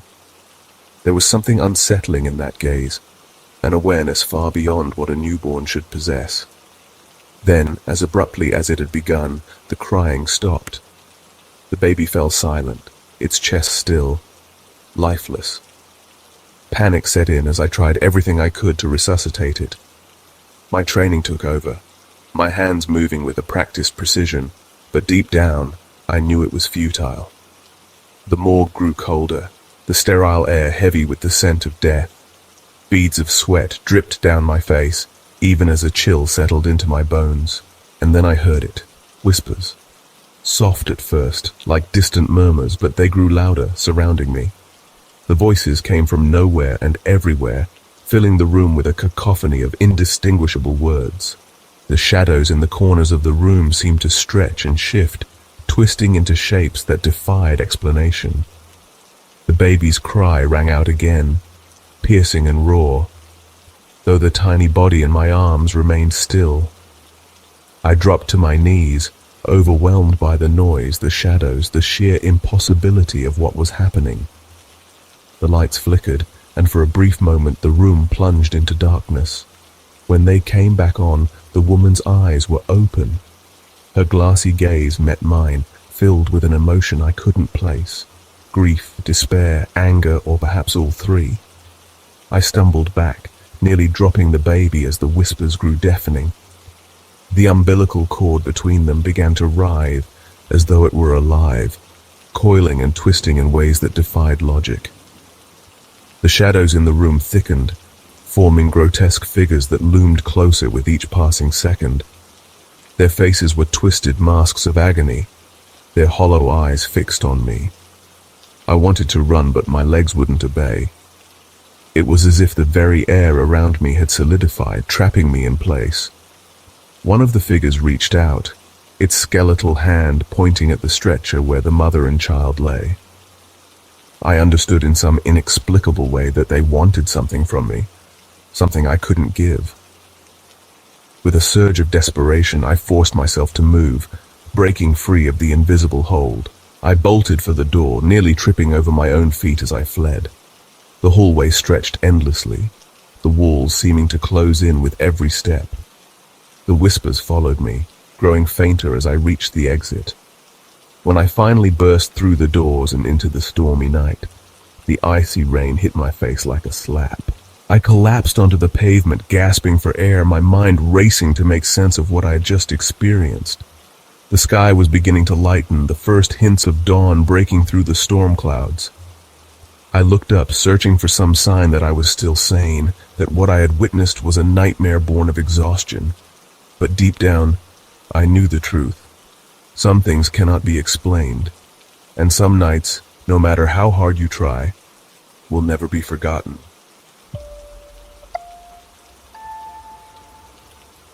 I've always prided myself on being a man of reason, someone who trusted facts over myths. The unknown?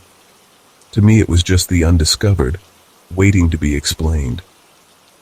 But that night in the cold, silent room of the city morgue, everything I believed about reality shattered.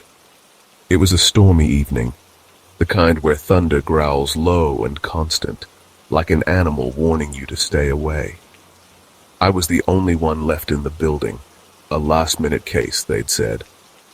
Unidentified male, mid-30s, found in an abandoned warehouse. The file was scant on details, just a hastily scrawled note. Case 3145, John Doe. The body was delivered an hour before midnight, its arrival punctuated by the hiss of rain on the roof and the distant rumble of thunder. He was a pale man, gaunt, with burn scars spidering across his arms and chest. The burns were recent, jagged and raw, like the flames had licked his skin with a deliberate malice. His belongings consisted of a battered ancient flip phone, the kind you don't see anymore. The phone's screen flickered faintly, as if clinging to some residual charge. Curiosity got the better of me. I flipped it open.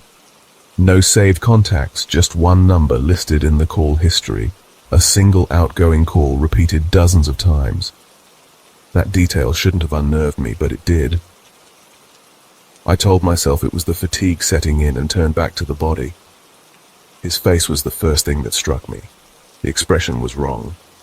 Even in death, his features seemed frozen in terror, his mouth slightly parted, as though mid-scream.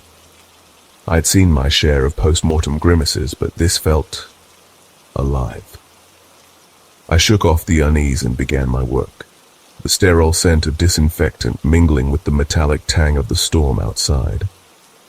The first incision was routine, my scalpel gliding through the cold flesh. But as I worked, something changed. The air grew heavy, almost suffocating, and a faint, foul odor began to creep into the room, a mixture of burnt wood and rotting meat. Then I saw it. His heart. It wasn't still. At first I thought it was my mind playing tricks on me. I leaned closer, squinting under the harsh fluorescent light. There it was, unmistakable. A faint, irregular twitch. It pulsed weakly, spasmodically, as though clinging to life. My chest tightened. This wasn't possible. I stepped back, my gloved hands trembling. A sudden, sharp ringing shattered the silence.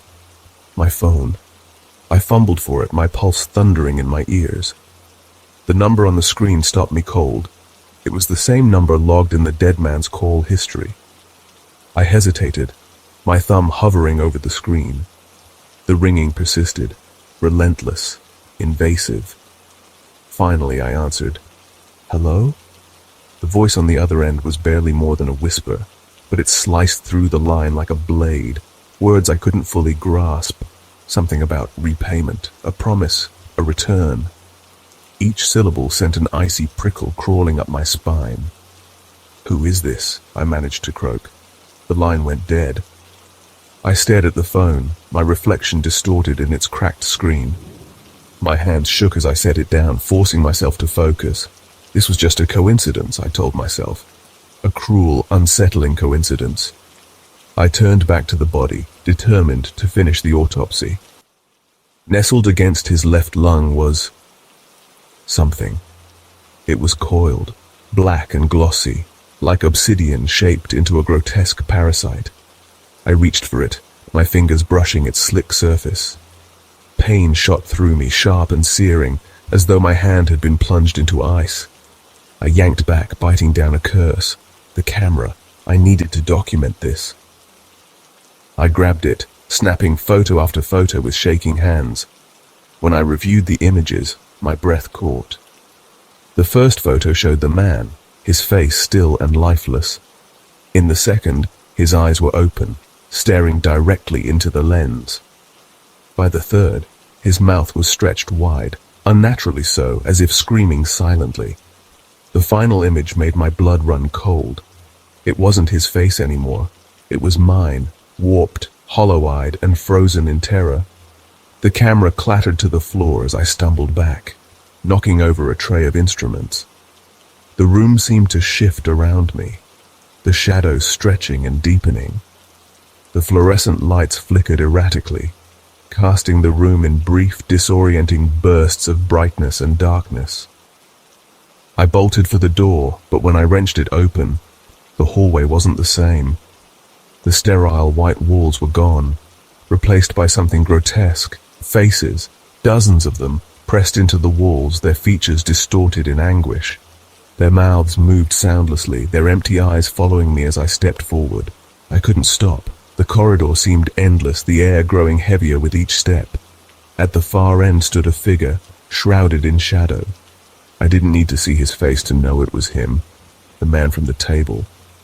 "Who did I speak to?" I asked, my voice trembling. He didn't reply.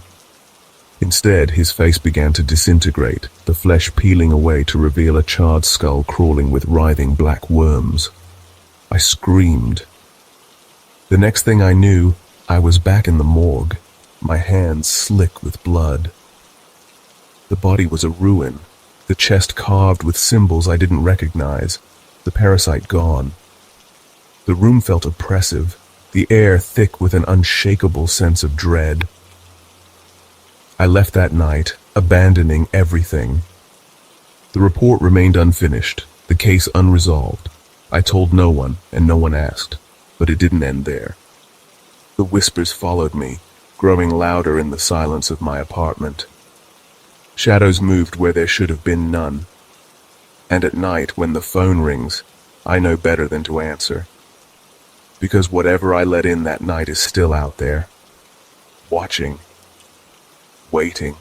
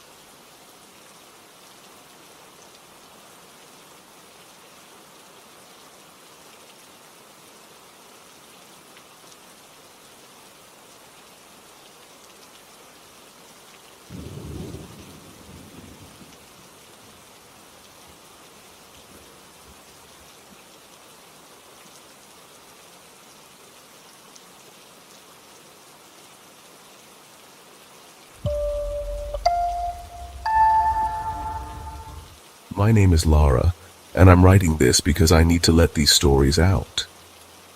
For a bit of context, I'm a medical examiner in a city tucked away in the northern part of the country. It's not glamorous work, and if I'm being honest, it's not something I ever imagined myself doing when I was younger. But life leads you to strange places, doesn't it? I stumbled across this channel one night while I was aimlessly scrolling through videos during a quiet bus ride to work. I'm not the kind of person who seeks out horror content.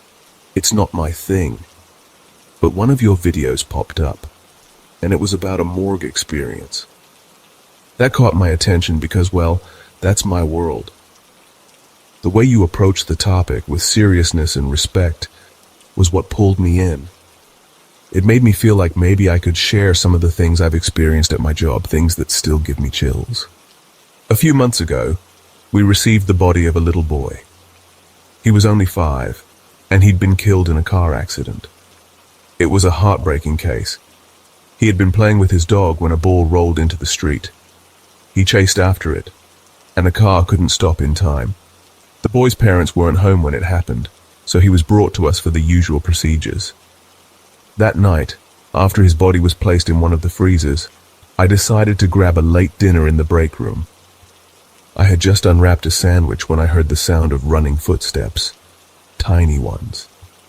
At first, I thought my mind was playing tricks on me, but then I heard it again. Soft laughter, high-pitched and full of life. I froze, sandwich halfway to my mouth. It was the kind of sound you don't expect to hear in a place like this. Minutes later, 2 of my co-workers burst into the break room, pale and shaking. They were incoherent at first, just mumbling about a child. I managed to get them to calm down enough to explain, and what they said made my skin crawl.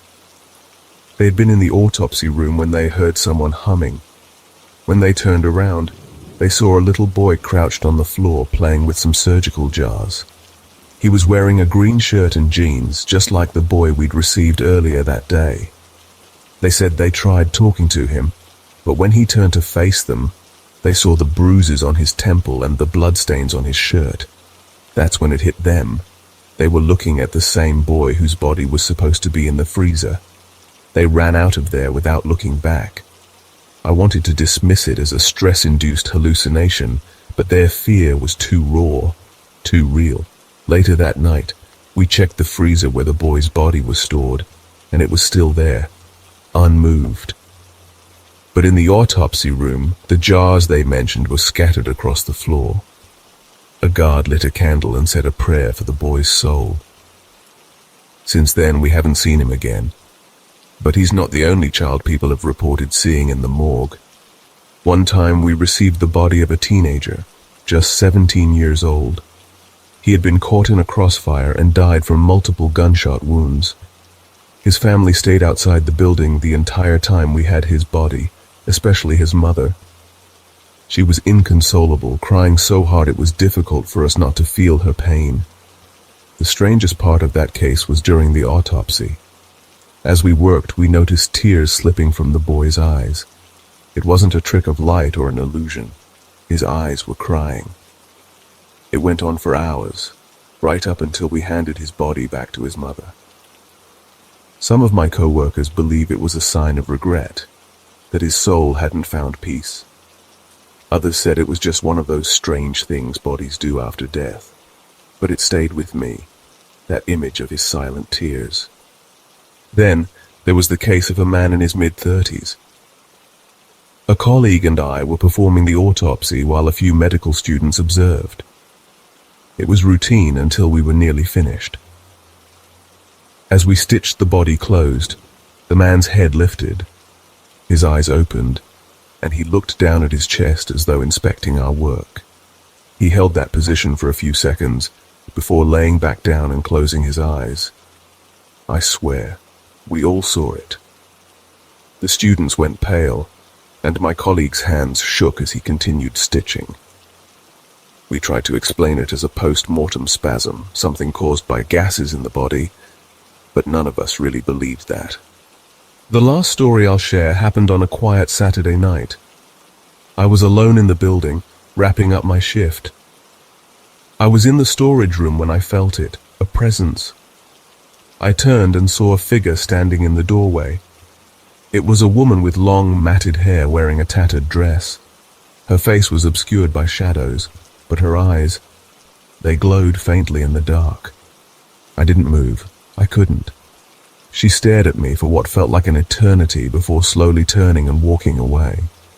When I finally mustered the courage to follow, the hallway was empty. These are just a few of the things I've witnessed. People say the dead are at peace, but I'm not so sure. Sometimes it feels like they linger, caught between worlds, and sometimes they make sure we know they're still here. The job had always been a strange one, but I'd gotten used to it, or so I thought. My name doesn't matter. Let's just say I worked in a small-town funeral home as an assistant to the mortician.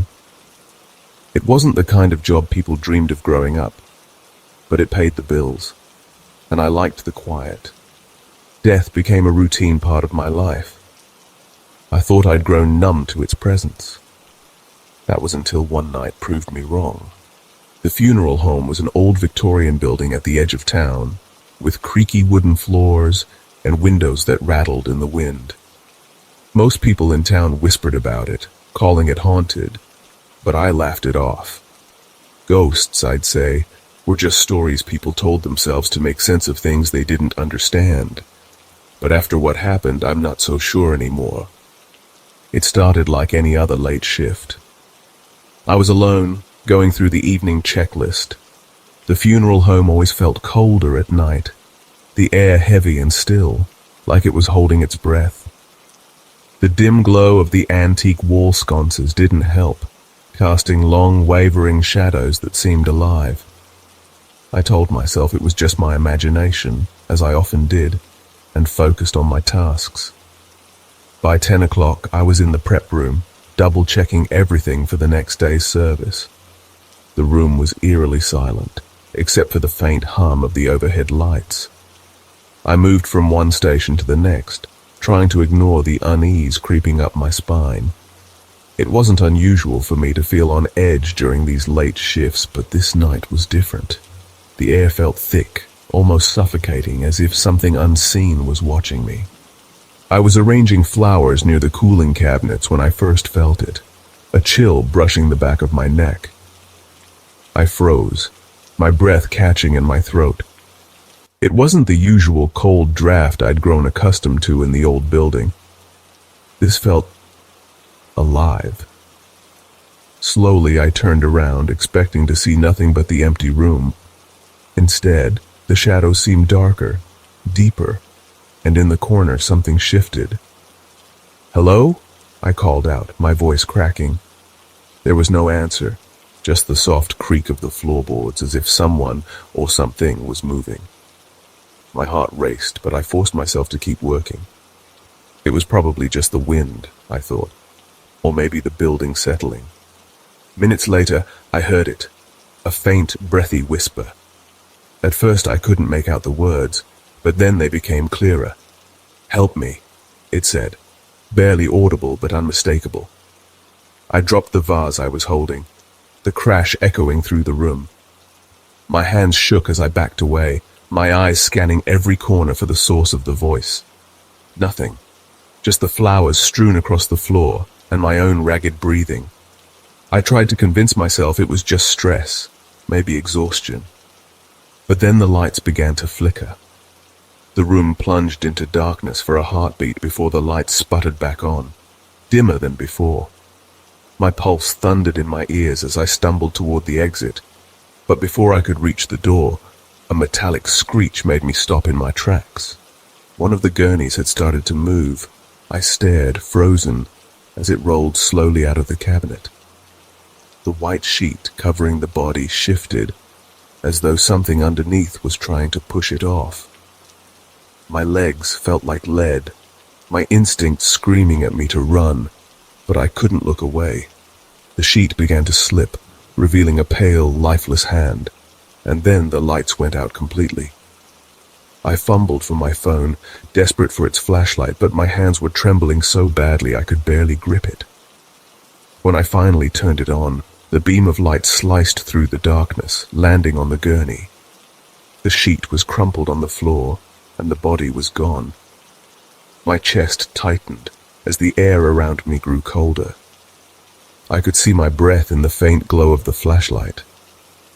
Then I heard it again, louder this time. "Help me." The voice was coming from behind me. Slowly, I turned, the flashlight trembling in my hand. The shadows seemed to ripple, and for a moment, I thought I saw a figure. A woman, her face gaunt and eyes hollow, reaching out to me. I didn't wait to see more. I bolted, tripping over my own feet as I raced toward the main hall. The building seemed to twist around me, the corridors stretching and narrowing as if trying to trap me. When I finally burst into the front office, the warm glow of the desk lamp felt like salvation. The night watchman looked up from his magazine, startled. "You okay?" he asked, his brow furrowed. I opened my mouth to answer, but no words came out. What could I say? That I'd just been chased by a ghost? That the dead had started moving? He'd think I was crazy. Maybe I was. I quit the next day. I told the mortician I couldn't handle the late shifts anymore, but I didn't tell him why. I couldn't bring myself to say it out loud. Even now, years later, I still think about that night.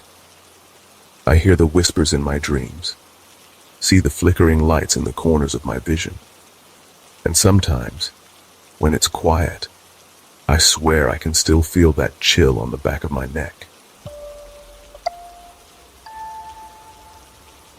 My name is Sasha, and I'm not sure why I feel compelled to write this, but I guess I need to get these memories out of my head. I work as a forensic assistant in a small coastal town, far removed from bustling cities and their constant noise. It's a peaceful place, but the kind of peace that sometimes feels like it's hiding something underneath, a quiet unease that creeps into you when you're alone. I never intended to work in this field. When I was younger, I dreamed of being an artist, painting vivid sunsets and landscapes. But life doesn't always go the way you plan, does it? A series of choices, accidents, and financial realities brought me here, to the sterile halls of the county mortuary. It started on a rainy autumn evening. I was scrolling aimlessly on my phone during a rare lull at work when I stumbled upon a video about eerie happenings in morgues. I don't usually go for creepy content, but something about the way the narrator spoke, calm, respectful, kept me watching. It reminded me of my own experiences, the kind of things I never talked about but couldn't forget. One of those memories is about a young girl, barely 6 years old. Her name was Lily. She had been riding her bike outside her house when a car veered off the road and hit her. It was tragic, the kind of case that sticks with you.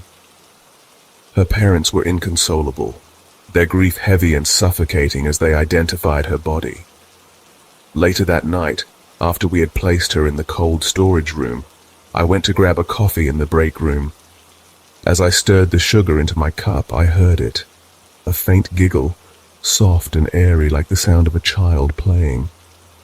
At first I thought it was my imagination, but then came the distinct patter of small footsteps echoing down the tiled hallway. I froze, my coffee untouched.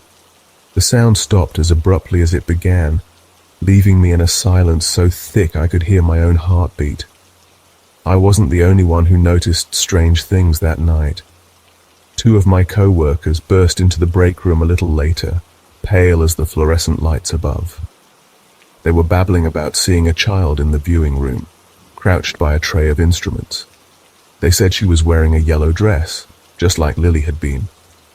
When they tried to approach her, she turned her head, revealing bruises on her temple and a deep gash on her forehead, the injuries that had brought her to us.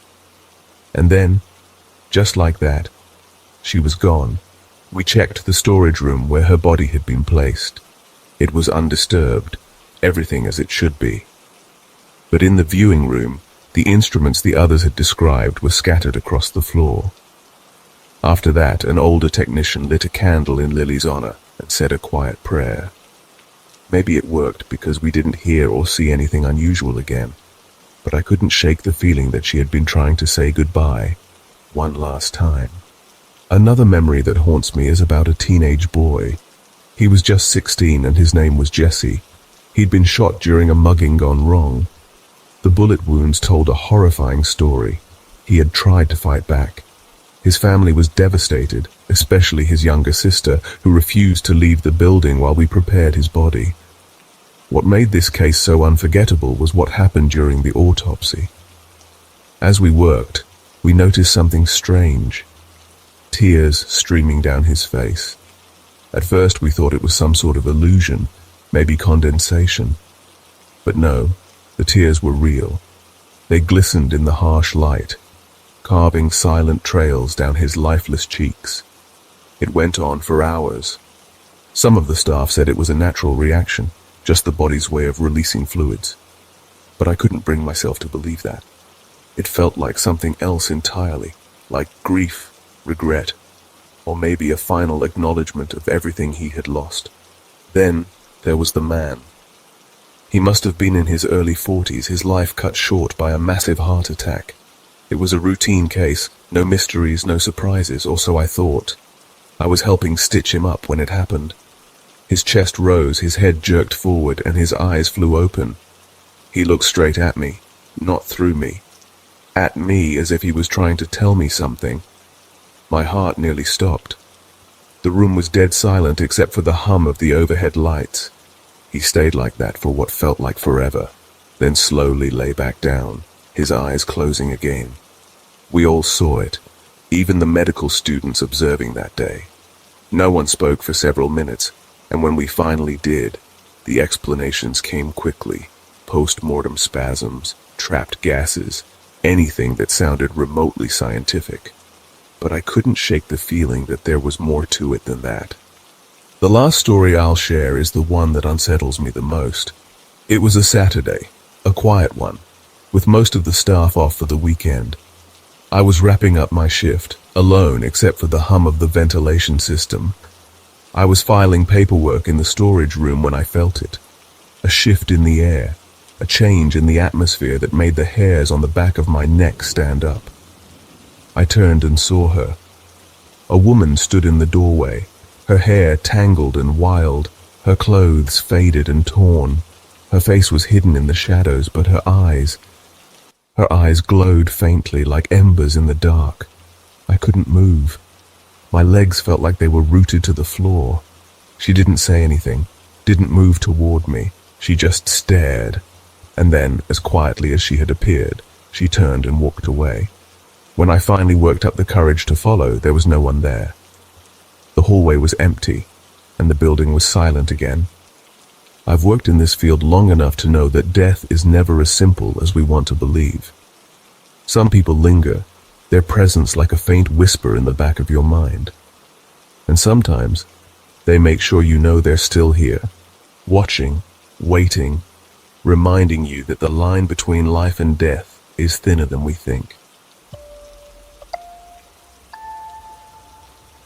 It was late one winter evening, the kind of night where the cold seeps into your bones no matter how many layers you wear. My name is Nathaniel, but everyone just calls me Nate. I work as a forensic pathologist, and in all my years on the job, I've seen things that would unsettle even the most hardened souls. But nothing, absolutely nothing, could have prepared me for what happened that night. The storm had been raging for hours. Howling winds rattling the windows and heavy rain drumming against the roof of the morgue. Most of the team had cleared out early, anxious to avoid the worst of the weather, leaving me alone in that vast, sterile space. The kind of quiet that falls in a place like that is suffocating, thick and heavy, broken only by the occasional hum of the overhead lights. The case that had come in earlier was tragic. A young woman, 28, pregnant with her first child, had died in a car accident. Her husband had driven her to the hospital in a desperate attempt to save her and the baby. But it had been too late. 2 lives lost in a single cruel instant. Her body lay on the steel table, pale and still beneath a white sheet. I stood over her, staring at the face of someone who had once been full of life and hope. Normally, autopsies could wait until the morning, but something about this case gnawed at me. A strange unease settled in my chest, like an itch I couldn't scratch. It was just past midnight when I began noticing things. At first it was subtle, a fleeting shadow in my peripheral vision, a faint rustling sound that seemed to come from nowhere. I brushed it off, chalking it up to exhaustion. But then I heard it, a cry. It was faint, almost imperceptible, but unmistakably the cry of a baby. My first instinct was to laugh it off. Babies don't cry in morgues, and they certainly don't cry from the body of a woman who's been dead for hours. But the sound persisted, growing louder and more desperate. Heart pounding, I approached the gurney. My palms were clammy as I pulled back the sheet. What I saw nearly dropped me to my knees. There, nestled against her still body, was a baby. Tiny, fragile, and impossibly alive.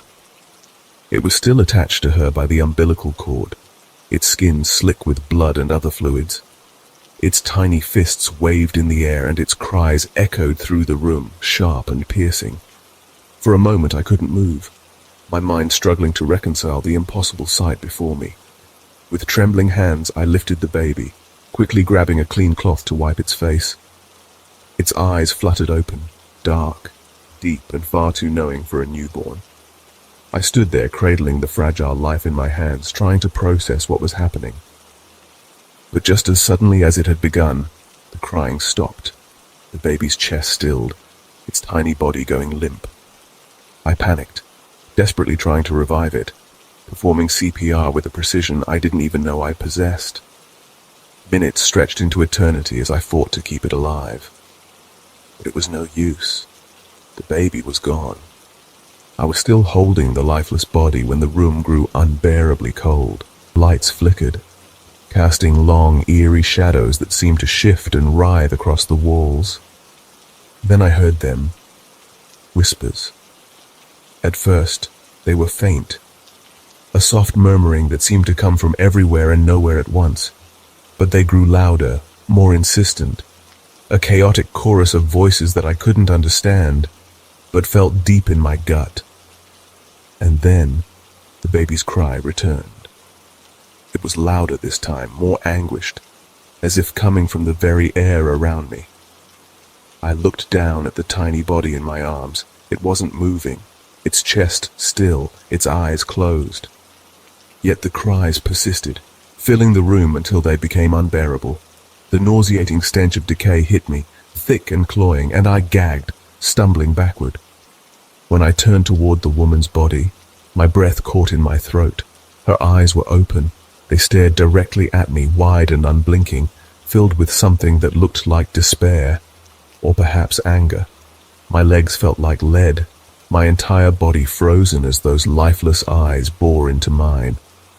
The whispers grew louder, almost deafening now, a cacophony of anguish and rage that seemed to seep into my very soul. Shadows danced across the walls, twisting into shapes that defied logic, and the air felt thick, oppressive, like it was pressing down on me. I don't know how I found the strength to move, but somehow I managed to stumble out of the room. The storm outside raged on, the wind howling like a beast, as I fumbled with my car keys and drove away, not daring to look back. I never returned to that morgue. I told myself it was the stress, the exhaustion, maybe even a hallucination brought on by too many sleepless nights. But deep down, I know what I saw. I know what I heard. And I know I'll never forget the sight of those eyes staring back at me, or the cries of a baby that should never have been born.